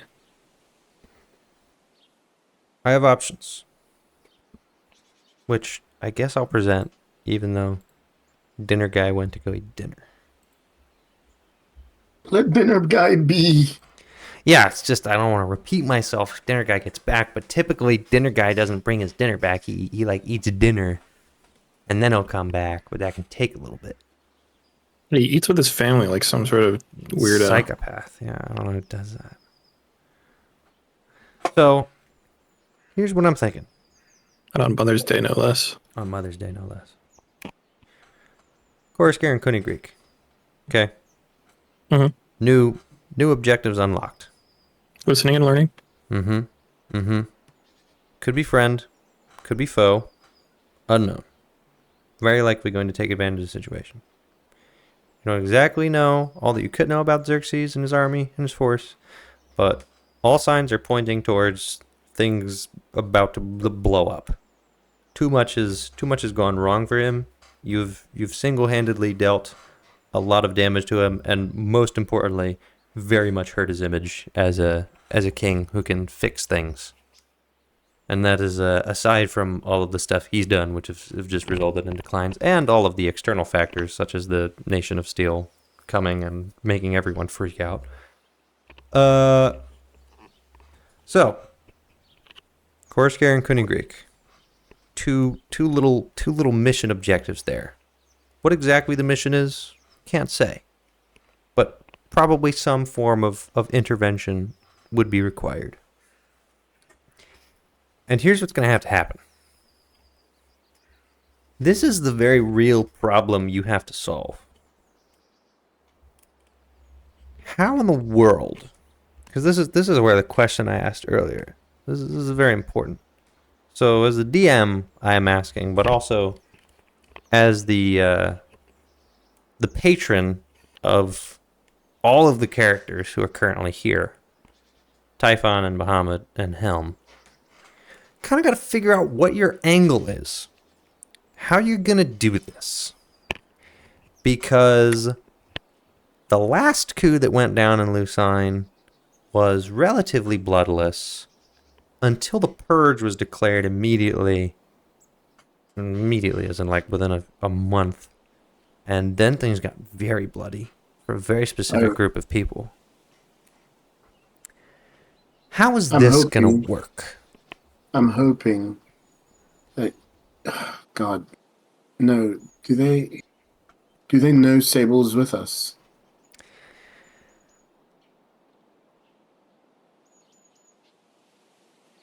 You don't have that information. That's a toss. That's a toss-up. Because I'm thinking, if we can find some allies in the churches that are connected to our patrons, perhaps we start revolutionizing the people, preparing them.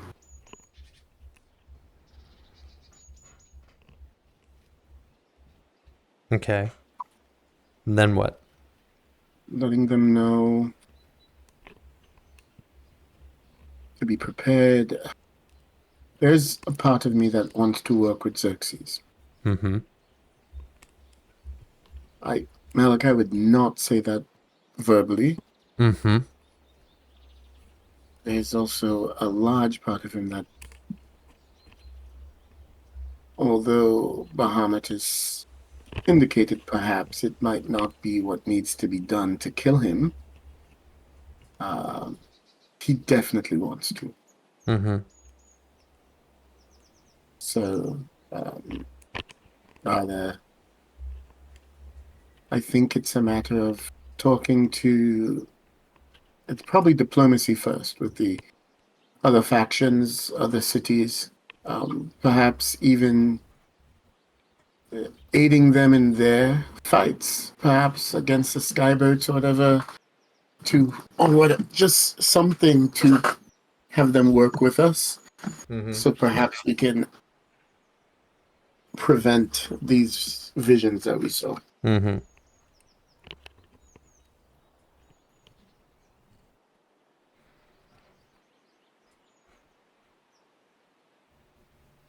So let's. I mean, at the very least, we might be able to ask, like, wait a little bit for us to make our move first, and if we fail,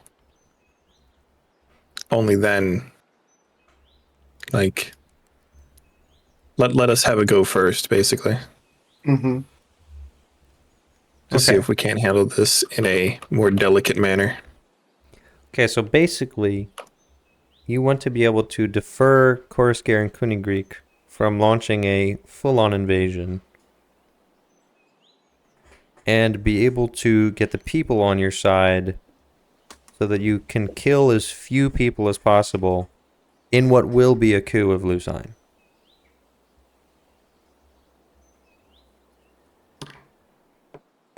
Was that all correct? Wait, say that over?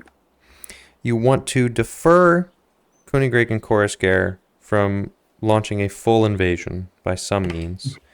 Yeah. Win over the people and make it so that you can kill as few people as possible while still taking the throne and initiating a coup in Lucine. Yeah. It's the only thing that makes sense. Okay. To me, at least. I'm just also concerned about, the Lich.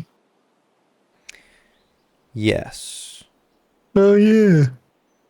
Mm-hmm. Kingi is dealing with him in a side novel, a spin-off novel. Yeah.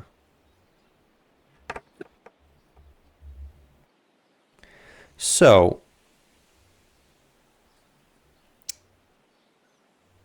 you said your vision, one step at a time. What is step Mhm. one from here?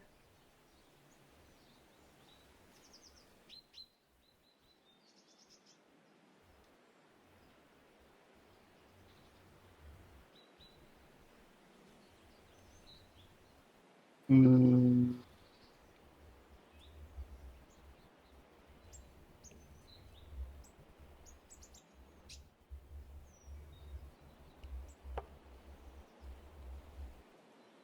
Let's see.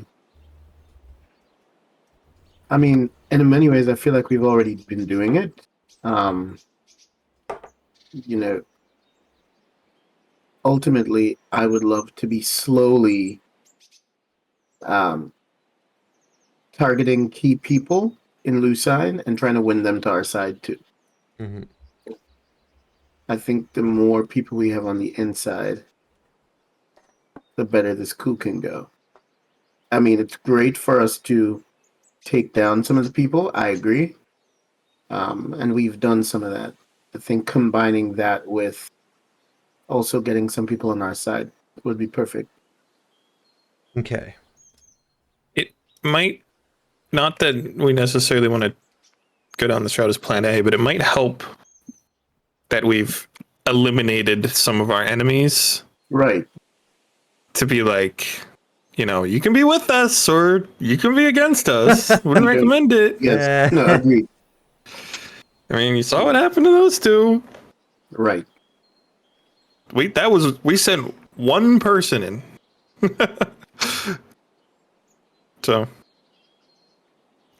maybe don't lead with that though.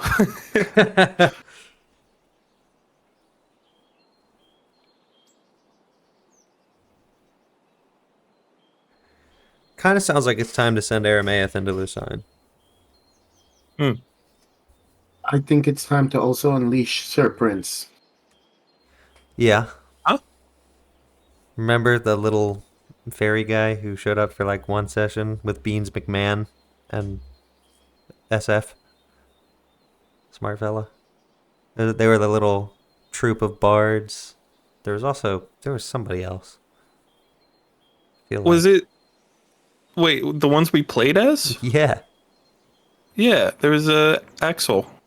that was your guy. Yeah, Yeah, Axel Page. Come on. I knew it was a Page. I didn't remember the first name. Axel's like I think I took that from like the lead singer of AC/DC. Of course.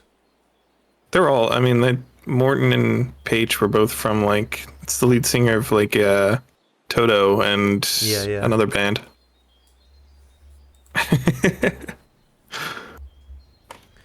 So they're around somewhere. Maybe time to unleash the bards. Start the full propaganda tour. Unleash the bards.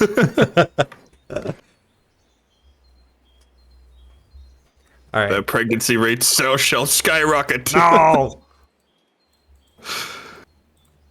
right.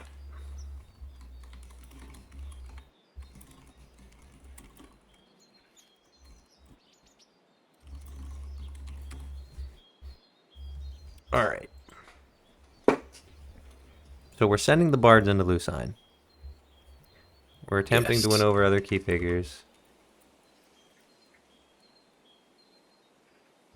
Keeping up assassinations. Like Gingle.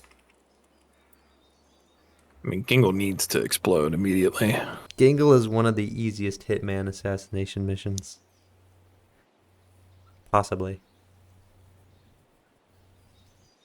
They like overlooked something. You can drop a pot on his head within 2 minutes. The first 30 seconds of the mission. If you know the route, you can just shoot. You can actually see him on the balcony. You can just shoot him and then he'll just die in one hit and then you just leave. I mean, it's not sneaky, but you know, it works. It's pretty good for the speedrun. All right, I'll put Gingle on the docket. If you kill over Gingle, or if you kill Gingle, you'll win over House Tiana. That's for sure. You already kind of have House Zara and House Roshan, sort of. I mean, I think you're at the point where Narif is becoming more afraid of you than he is afraid of Xerxes, which is impressive. But if you don't make yourself more scary than Xerxes is to him, I don't know if you'll really be able to influence him. He is extremely motivated by fear, and right now he still fears Xerxes reasonably more than you. So that's Rashan. Then we have the interior houses. You have St. Lucius, who you met. So that's probably who you need to do. You need to win over the noble houses, because they have resources. Those are the major people of influence in the city. And then all of the manor houses, instead of the houses proper, those are the ones that have control over the people. If Gingle dies, Tiana rejoices. House Zara's largely already with you. You have a bunch of people who've defected. There's a lot going on in Zara, I'm sure. Taylor, there's not currently really. That's Blackthorn. So you're probably not going to easily be able to win over Taylor, but you can certainly win over Tiana with an assassination of Gingle. Everybody freaking hates Gingle. I'm back. So then you just need to win over the houses proper in Lucine. That's a reasonable goal. There's not that many of them.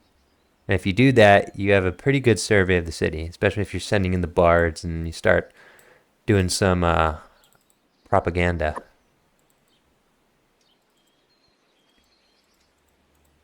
Well,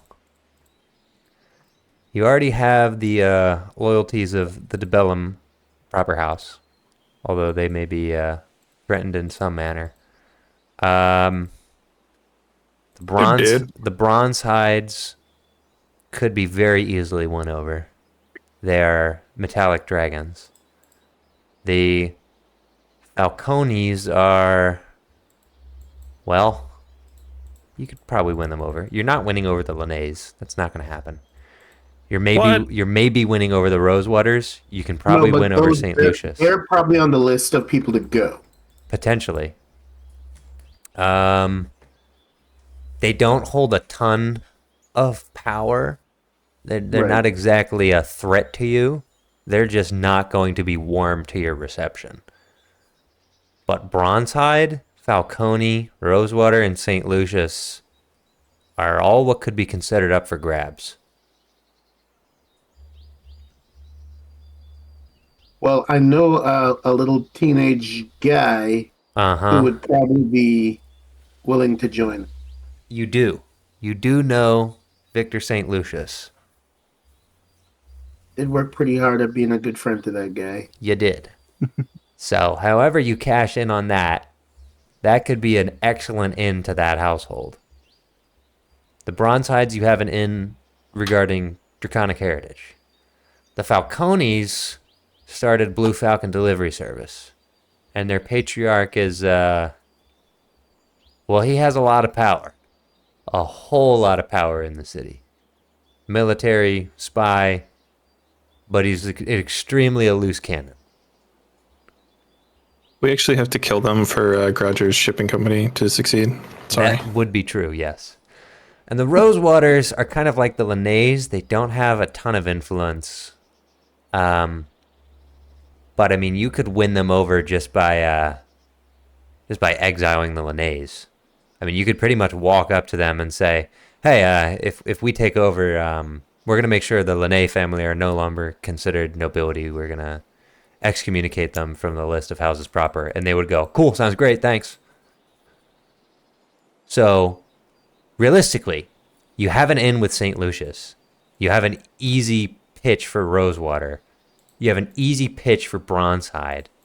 And then Falcone's your loose cannon. You got four proper houses to win over.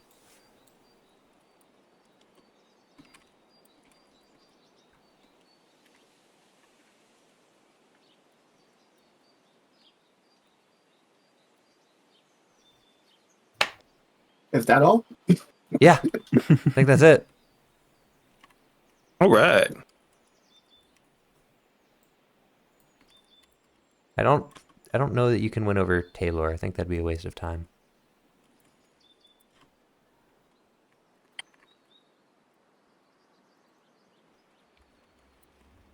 Just writing this down.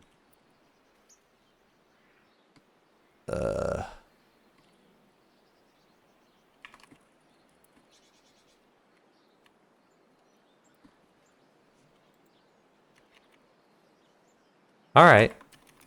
Cool.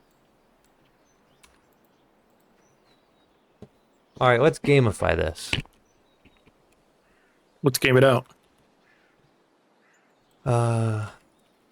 Lucine diplomacy and East Coast diplomacy. All right. East Coast, Beast Coast.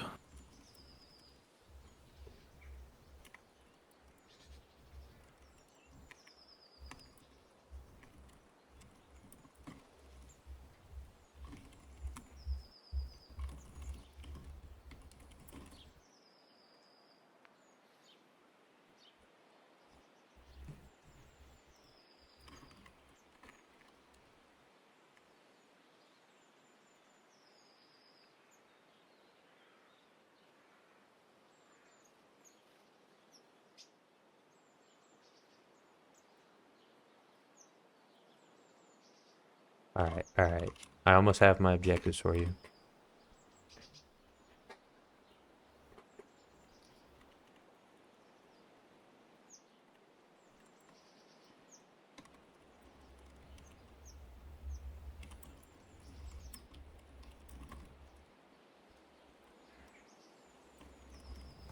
Okay.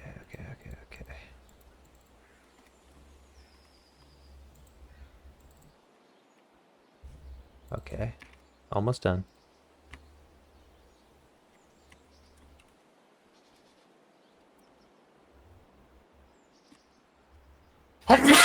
Bless you. Bless you. Thank you. Nice, Ron. Oh, I'm not allowed to sneeze. Ow. Not when I'm doing my intro. We're speaking in code. I think the line was, oh, I sneeze. What? I'm not allowed to sneeze? Yeah, that is the line. I love that line. I sneezed. I'm not allowed to sneeze. Nice going, Ron. Oh, nice, Ron. Yeah. Okay. Here is your to-do list. If you can achieve all of these objectives, I'm gonna say you need to win over a majority of the houses proper. You need to win over. Oh, let me do this. We're trying for the good ending. You're trying for the good ending.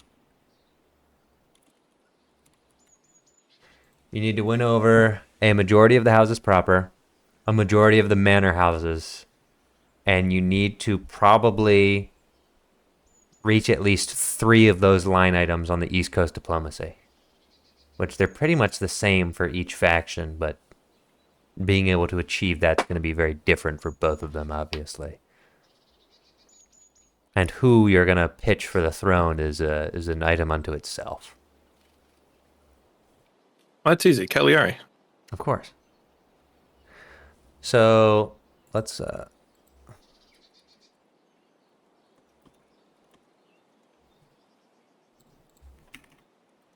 say win over the common man, win over the houses proper, win over the manor houses. Let's see what else we have. Yeah, I'm gonna say that. The more objectives, I've given you effectively 7 line items. The more of these you achieve, the easier your coup will be. These are the things that you need to do. In fact, I will add another line item.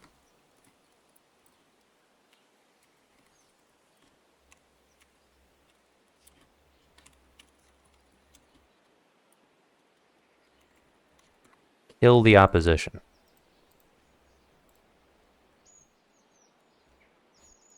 No. Where's my target list? I think it's at the top, actually. Wormwood Masters has been targeted unsuccessfully. Blackthorn is dead. Duke Magmar Denali is not dead. Bellows, Lionel, and Gingle. That's a good list of targets.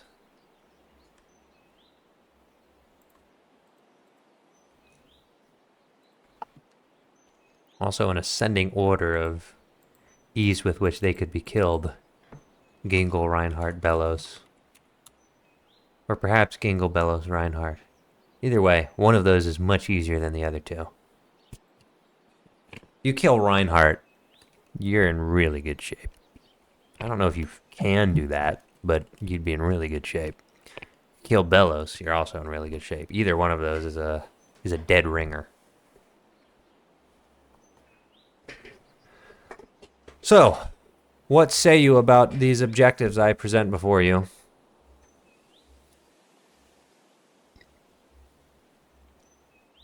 Ew. Good to be. Okay. All right, cool. Yeah. There's your marching orders. Are there any of these you'd like to begin addressing now? Honestly, I want to do some sick psychological warfare. Okay. I don't know how we would do that though. Is there a way that we can start sending some dreams to people? You know, like the kind we get constantly. Wow. There is a spell that does that. Oh Yeah. gosh, how Is does it he? not a dream spell? What is it called? Oh no, I don't know if that's a dream spell though. Dream Eater. Yeah, a dream messenger. This I is don't know what if the that's what I Sauron was... did to contact you. Mhm. Let's see.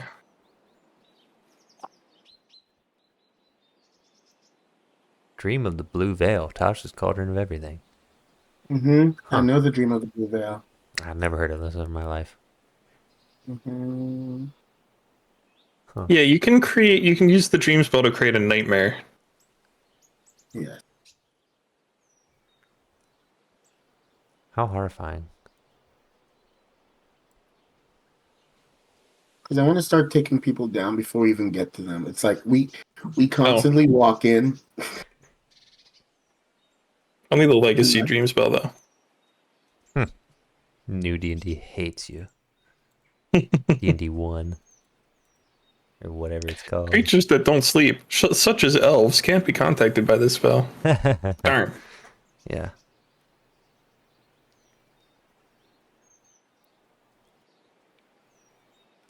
Oh, here's another line item. Win over the churches. Mm-hmm. That's a Sable thing. Uh-huh. And I can help with the Temple of Bahamut.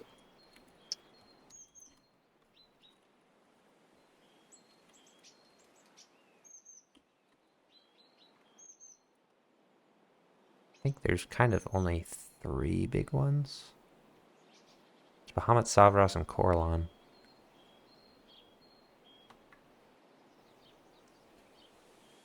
Yeah.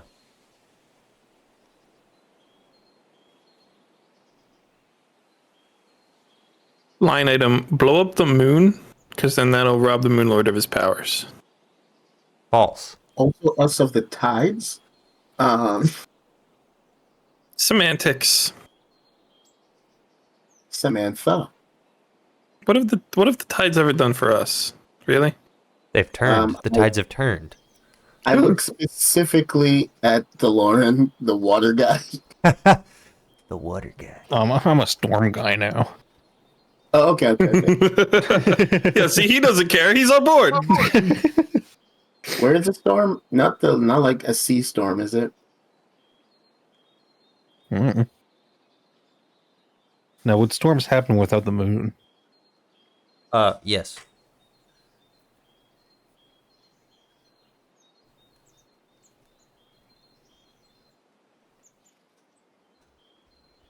All right, I'm not seeing a way that you can psychological warfare propaganda directly into people's brains. I think that's a little ambitious. You know, I like it, but no. Well, what if we make our own spell? that. What if what? What if we make our own spell? You want to make your own spell? Yeah. What's it gonna do? What's the We- verbal, we somatic, would material essentially- component? Most We importantly. would essentially combine Dream with something like Ascending. Yeah, I was gonna say, what if we create like a mass sending? Oh gosh. Holy cow. A mass sending, he says. You guys are trying to invent television and radio. You're inventing radio. Mass sending. Okay. Mass sending. I like mass sending. It's like illegal radio broadcast. They detect this huge signal coming from the plateau. Like, "All right, we gotta send the guys over." Someone Shut casts it detect down. magic and their teeth All vibrate. right. All right. Hold on. Let me think about this.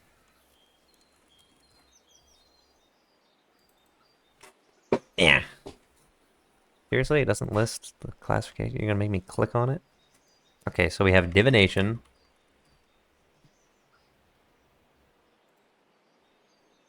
I think you're also combining something with Illusion. like an illusion. You like That's what I'm I almost looking feel at. like you're using. Yeah, I'm looking at a few spells that flirt around or float around this type of effect. like a mass suggestion, not suggestion, but Yeah, I mean, if we kind of mix mass suggestion with Skywrite. Skywrite's a good one. I like that one. Okay. Yeah, mass suggestion is a 6th level spell. If we can mix that with like sending, so it's not actually charming them. I wouldn't mix mass suggestion. I'm thinking you want like a I was thinking more of a like not silent image, you know what I mean, but like a major illusion or something where you can Yep. create what they see. Because I feel like sending and dream combined with that. Oh, it's major image. Minor illusion, major image. It's so stupid. Right? Yeah.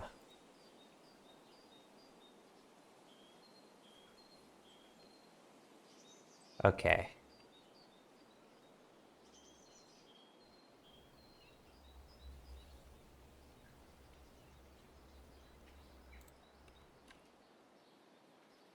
Hmm.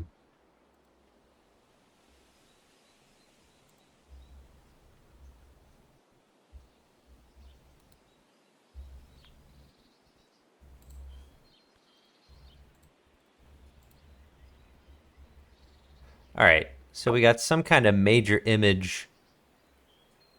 Well, I mean, major image kind of does it, actually. Major image literally can do it all.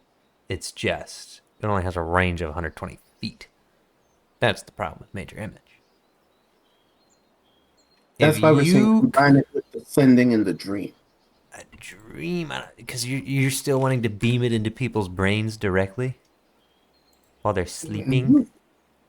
I'm thinking more specifically like psychological warfare on them as they sleep.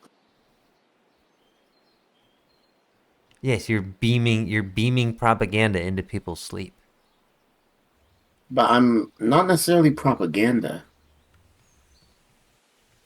Well, you're using the term psychological warfare and then Because describing a I'm not, system where I'm you not, plant things into people's brains. because I'm not, I'm not talking about sending this to like average people. I'm talking about our targets. Okay. See, that I was not up to speed on. Okay. Got it.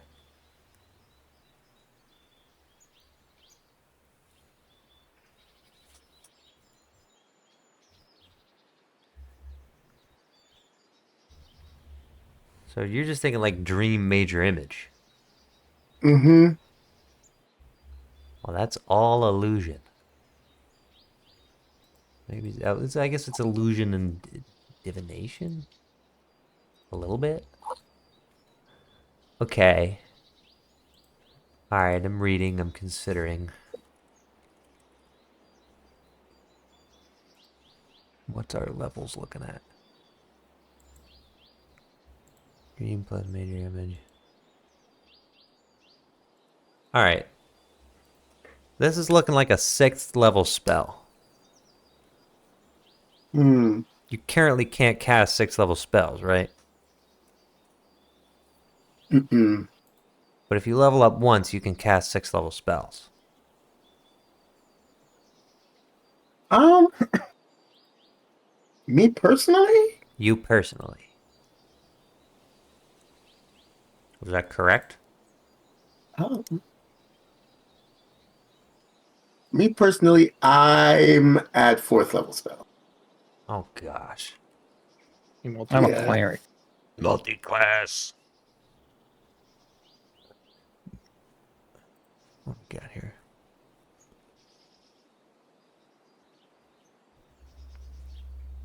Gosh, he is at 4th level spells. Ugh. Okay. I could be persuaded to bring it down to 5th level. It was my 2-level dip in warlock. What are you gonna do? Yeah, I know. It's really slowed you down. Only 2 levels. Well, those 2 levels would mean you could have access to a 6th level spell at level 11. Yeah, but That's I'd be way more flimsy. I'm sure you would. Technically, you can get to 18th level and you'll still have a 9th level spell slot, so kind of who cares? Exactly. You could go 3 warlock, 17 sorcerer, and you'd kind of be fine. I could. Okay. All right. All right, so we got a 5th level spell. It combines dream and major image, huh? Okay.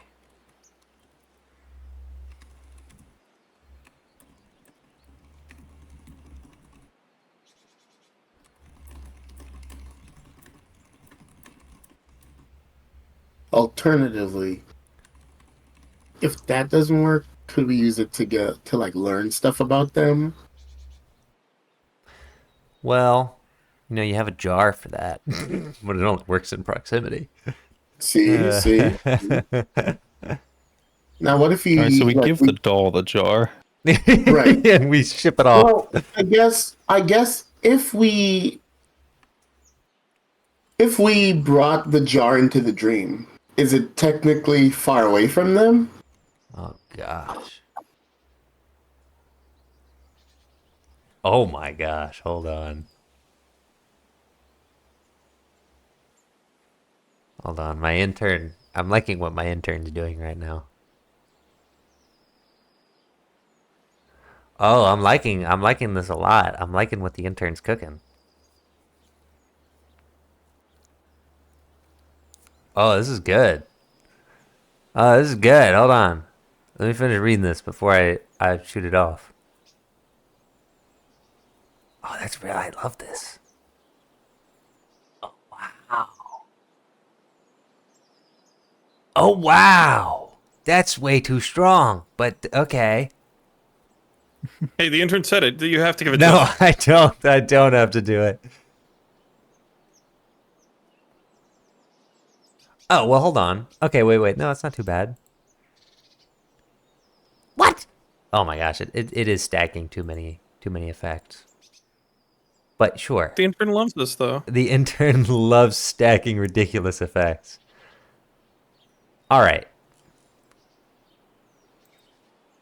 You can create a visual stat block or printable card format for the spell. Oh my gosh. Yeah. Intern kind of built wrong. Intern's kind of built crazy.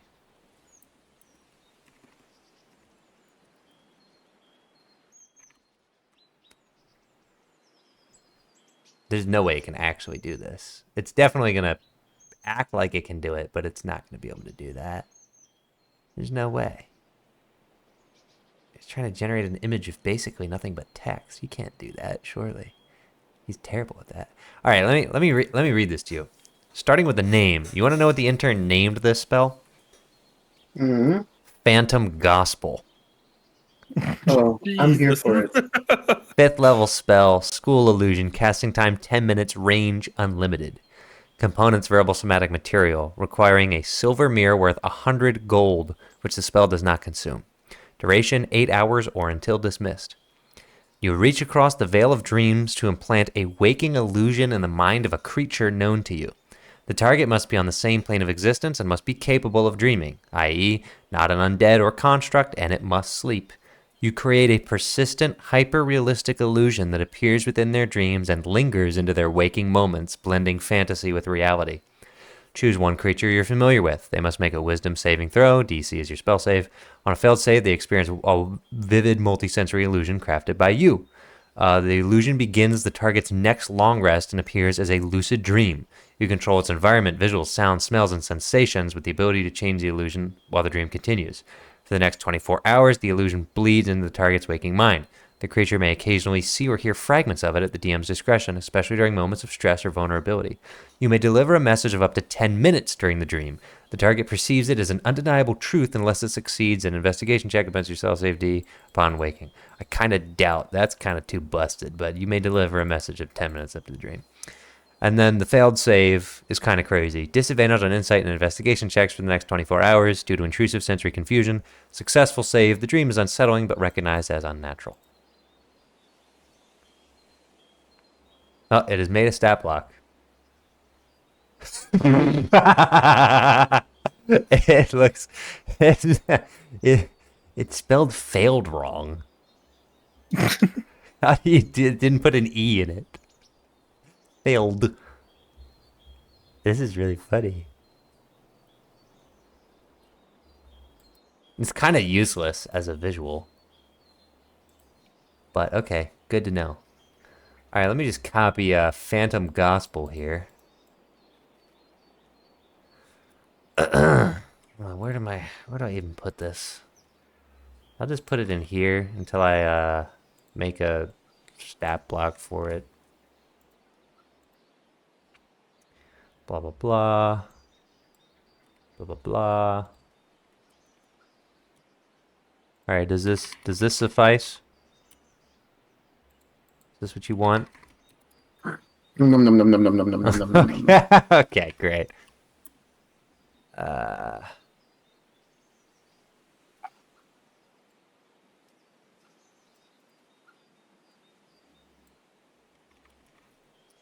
Okay.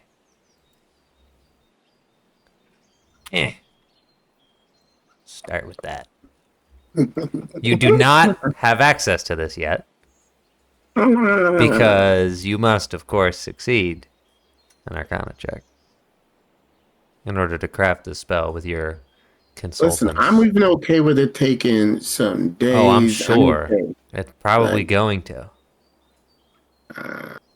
You get one roll per day. Oh, I can't cast it. Wait, I can't. Huh? Said Bard, Warlock or Wizard. Boom. What are you? Can't cast. What are Aren't you a you? warlock? Warlock or No, wizard? Wait, I almost Bard, Warlock, Wizard. Ah, ha, ha, loser. That's funny. I almost couldn't, but I am part Warlock. I can still cast That's it. very funny. Yeah. Bard, Warlock, Wizard. Ah, that's funny. All right, roll me on Arcana. Dang. I would like to quote "in my bag" one more time, and I'm in my Oh bag. my gosh. And he's in his bag. 24. Wow. That's kind of tragic. You almost Did you did say it. 25? Yeah, you almost did it in a day. Why don't you roll your next one with advantage? Because you came so close. So close. Oh, he did it. He did it in 2 days. Well, shoot. Okay. Well, by Wednesday, you have successfully crafted Phantom Gospel. I spent no time with my wife. I didn't talk to anybody. Nobody. It was you and Osnek in a Me and room. Going People back keep and coming. I'm forth. like, close the door. At some point, you go, why don't we go to the archives? You teleport to the archives. You meet up with Dumbledore. He consults with you. Hours. Hours wasted. And at the end of Wednesday, on September 29th, you have created Phantom Gospel. That's a crazy ass name. It's a crazy name, and I'm not changing it.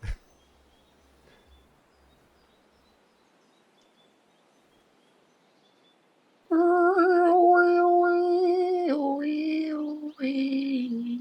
have to look up the etymology of phantom. Like, what does phantom mean? Phantom tech. The phantom pain. Yeah, an image that appears only in mind and illusion. Yeah, I guess that's right. Phantom.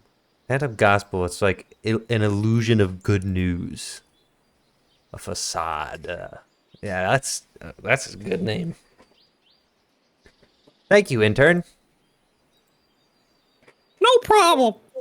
That is what he sounds like.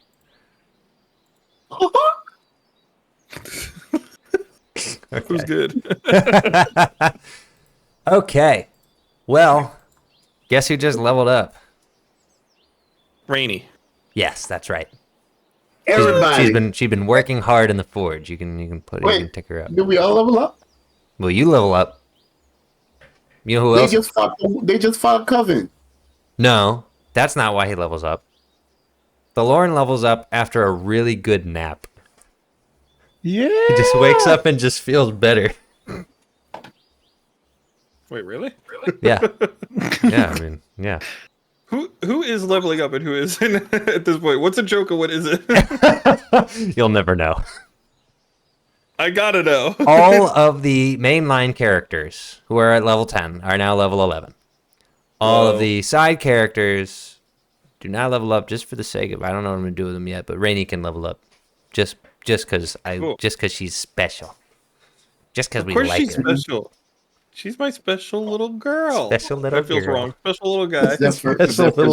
Special little thing. Grumbling Dragon creature. Zephyr's grumbling in secretary. I got me a 6th level spell slot. Let's go. Yep. I've given him power. I can give me choose more another 5th level feat or spell slots? It ability hates or me. increase. No. Should I improve an ability? Should I get like should I go up to Did you hear me, Trevor? No, not at all. Zephyr's grumbling in secretary. Oh, yeah, no, I did hear you. I just ignored you.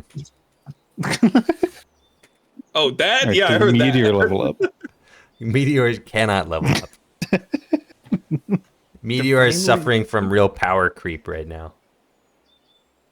Is he? Yeah, because everybody else is leveling up around him. Yo, I've broken 100 hit points. Let's go. That's pretty Oh, crazy. I could get a cantrip if I wanted.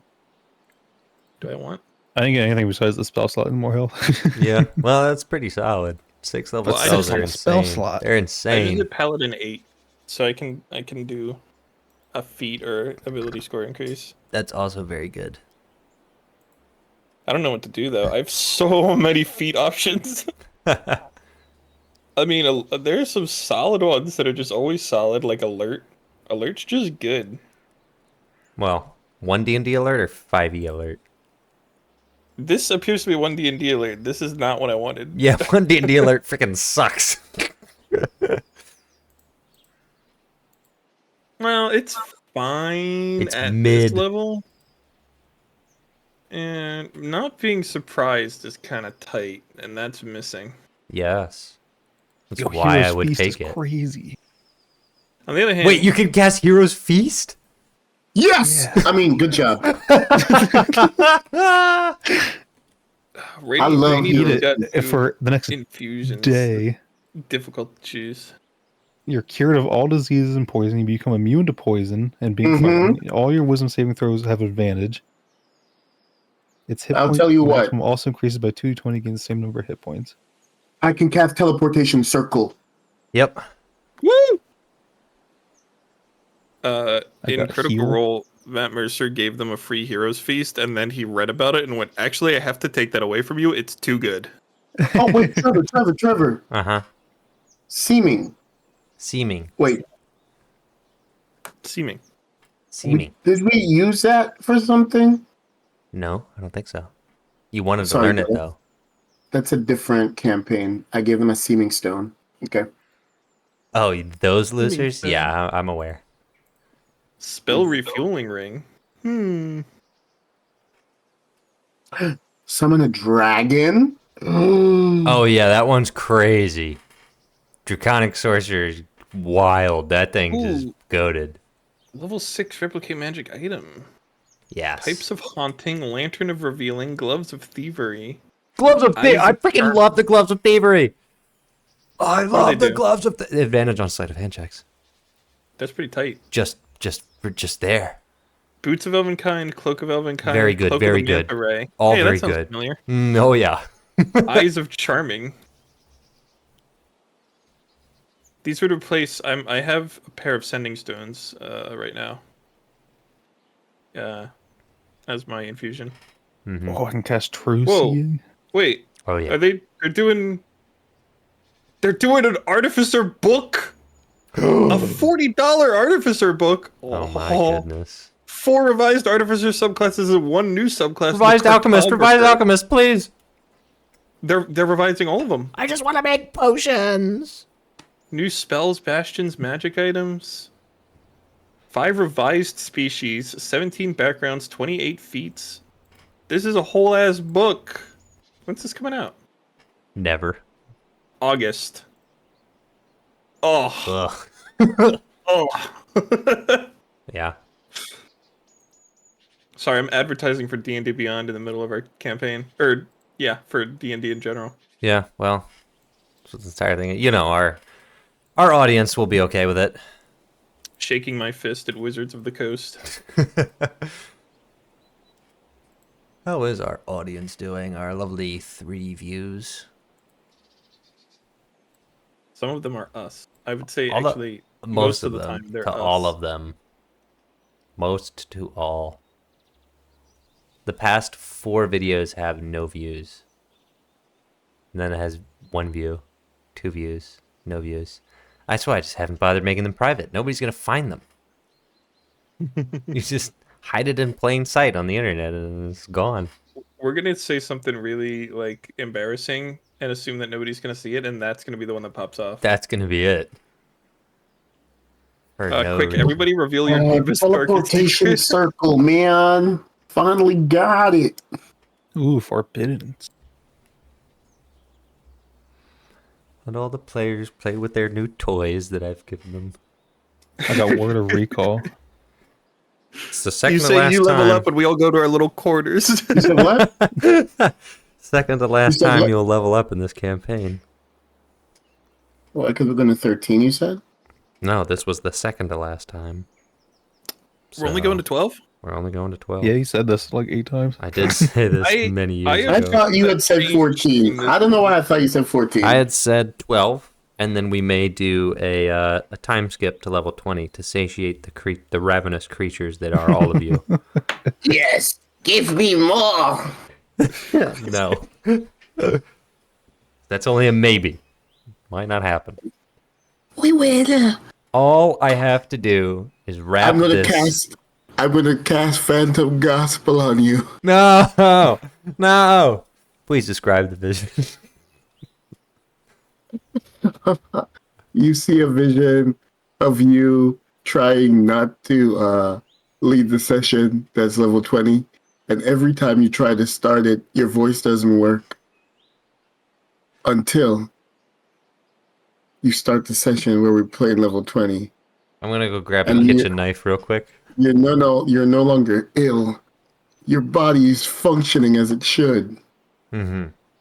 Yeah. Yeah, but I Yeah, passed yeah. the save, so... Did you? Yeah, I mean, even if I fail, I can just choose to legendary resistance it, so... You're a legendary creature? You're younger than me. Okay, You know, it's not all about age. I'm going to get the Lantern of Revealing infusion. Is that a And lantern with, then- like, true sight? It No, reveals but it invisible reveals objects- invisible creatures and stuff. Ooh. invisible creatures and objects within 30 feet. Cool.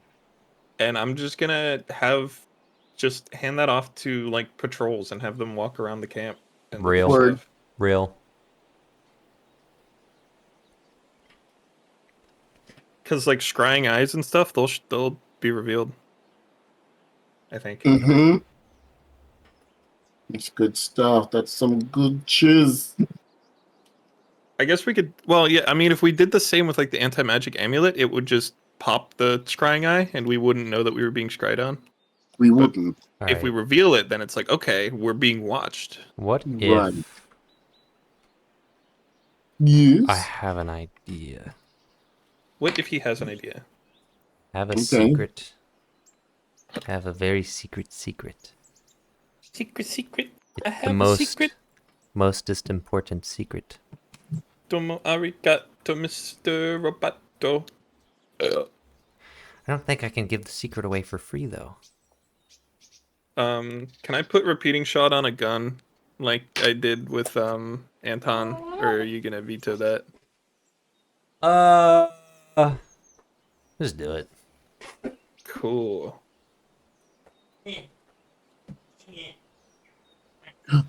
It will We will have one gun It will that does make not your- consume ammo. It will make your rifle. Oh, it just doesn't consume ammo? I thought it gave it a like you can't shoot as a plus bonus. one. Oh, okay. +1 bonus to attack and damage rolls. Ignores the loading property if it has it. And if it lacks ammunition, it produces its own. Unfortunately, it's not the loading property; it's the reloading property. But still, Okay. they are different. I had to listen. I had to go on an excursion to find out what the hell all of those stupid properties meant. Well, I think the point is that it create. I mean, I guess if you have to pack powder, that's a separate thing from ammunition. It's complicated. I guess maybe not then. It's I weird. could just do I like don't know. radiant weapon. Or no. Repulsion shield. Ooh. It's making Oh weird- yeah, I'll do that. I'm making gonna weird do sounds. repulsion shield instead. Haha. All Repulsion. right, everybody repulsion. happy with their new toys? Yeah. My Great. toys. Yeah. Okay. Ooh, I get a new prepared spell. I'll roll Oh, for it. No. what a day! What a lovely day. How long will it take? I just don't think Ooh, I rope can. trick. That's a good trick. I have to write this down. I gotta put this somewhere important. Is it secret? Is it safe? Hey, RPG bot, tell me what feat I should take. You should take the athlete feat. No! But it's really good, I promise. Oath of Redemption. That's not me. I'm Oath of. I mean, I'm Oath of Revengeance, but it's. Yeah, it's Redemption, but it's not. It's reskinned. Yeah. Feats. Um.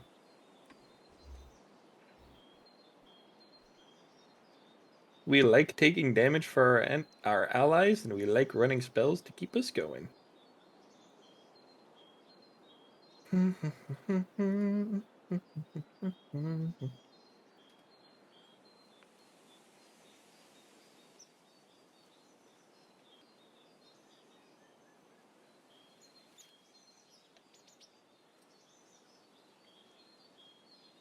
All right. You know what? I'm just gonna pull the trigger. I'm gonna do it. Where's He's blowing us Malachi? up. Where's Malachi? Run. Where's Malachi? Leveling up Yeah, but where's he leveling up? with his wife. Oh gosh. Whoa. Okay, cowboy. That's a pretty crazy quote for the books. Really, is a shield. There is a knock at the door. What? Malachi, are you in here? Hold on. I'm not decent. I'm leveling up. Wait. Oh, come on.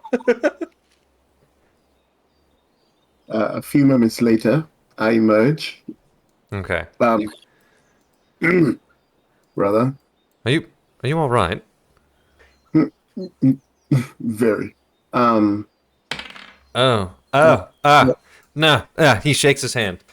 He says, I've just acquired possibly the most important piece of information I've ever gotten from Lucine. All right, And you'll never believe who it came from. mother. No. Damn. I did say you'd never believe. Oh, My man Rook. He's not even in Lucine that much. But apparently he's made quite the connections inside a number of the noble houses. And after one of his deliveries, he was able to procure a quite expensive piece of information. You remember the Red Wizard, right? let's say that I do. Yes. He's the wizard with the tower and dragon roost and all of that, yes. Well, he's neutral. He operates in Lucine, but he's not Xerxes' court wizard, which initially is not the most, greatest revelation. Here's the real cut of it. Xerxes doesn't have any court wizards anymore, except for the ones we know about. Clarence and Belos. Mizram is dead. He was number 3. He doesn't have an army of wizards prancing about to create all of his spells. He has nothing left. And the Red Wizard is not under his thumb. He's in Lucine, but he's not under his thumb. We have more magical minds here than Xerxes has right now. Interesting.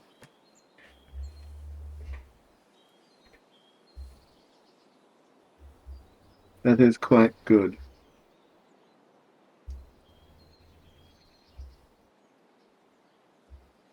So what do you propose we do with this?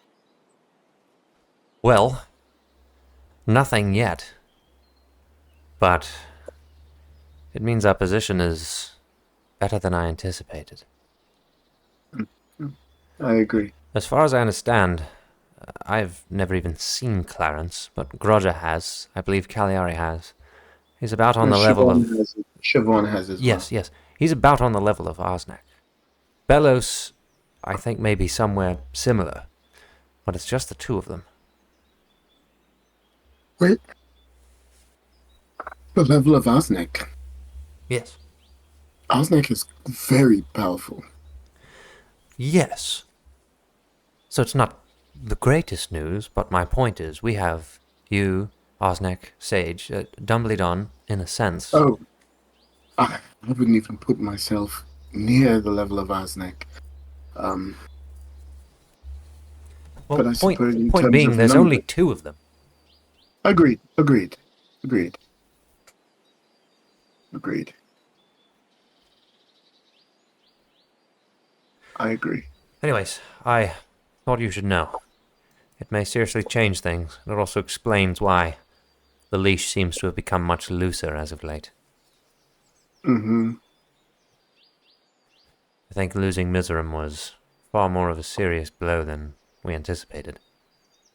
Indeed. Alright, that's all that I figured you should know as soon as possible, and I'd prefer to give you the news in person. No, thank you. Alright, enjoy your business. Yes. Goes away. Flies away like a unicorn. Pegasus, whatever. I return to my wife. You return to your wife, okay. Wife. The information is distributed to the rest of the camp. Morale is at an all-time high. But there is some work to be done, for sure. Mm-hmm. Mm-hmm. And so... I want to kick up the level of training at the school as well, too. You what? I want to kick up the level of training at the school as well. Okay, it's not good enough for you right now? They need to go, It's they need not to go that- harder? Not that it isn't. It's just, Mm-hmm. yeah. Mm-hmm, mm-hmm.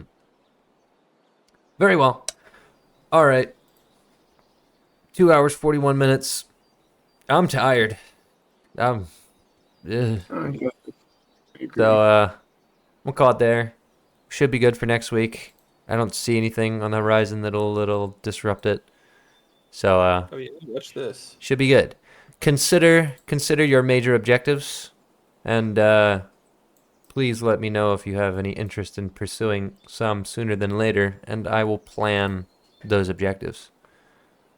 Okay, that's all. Bye-bye.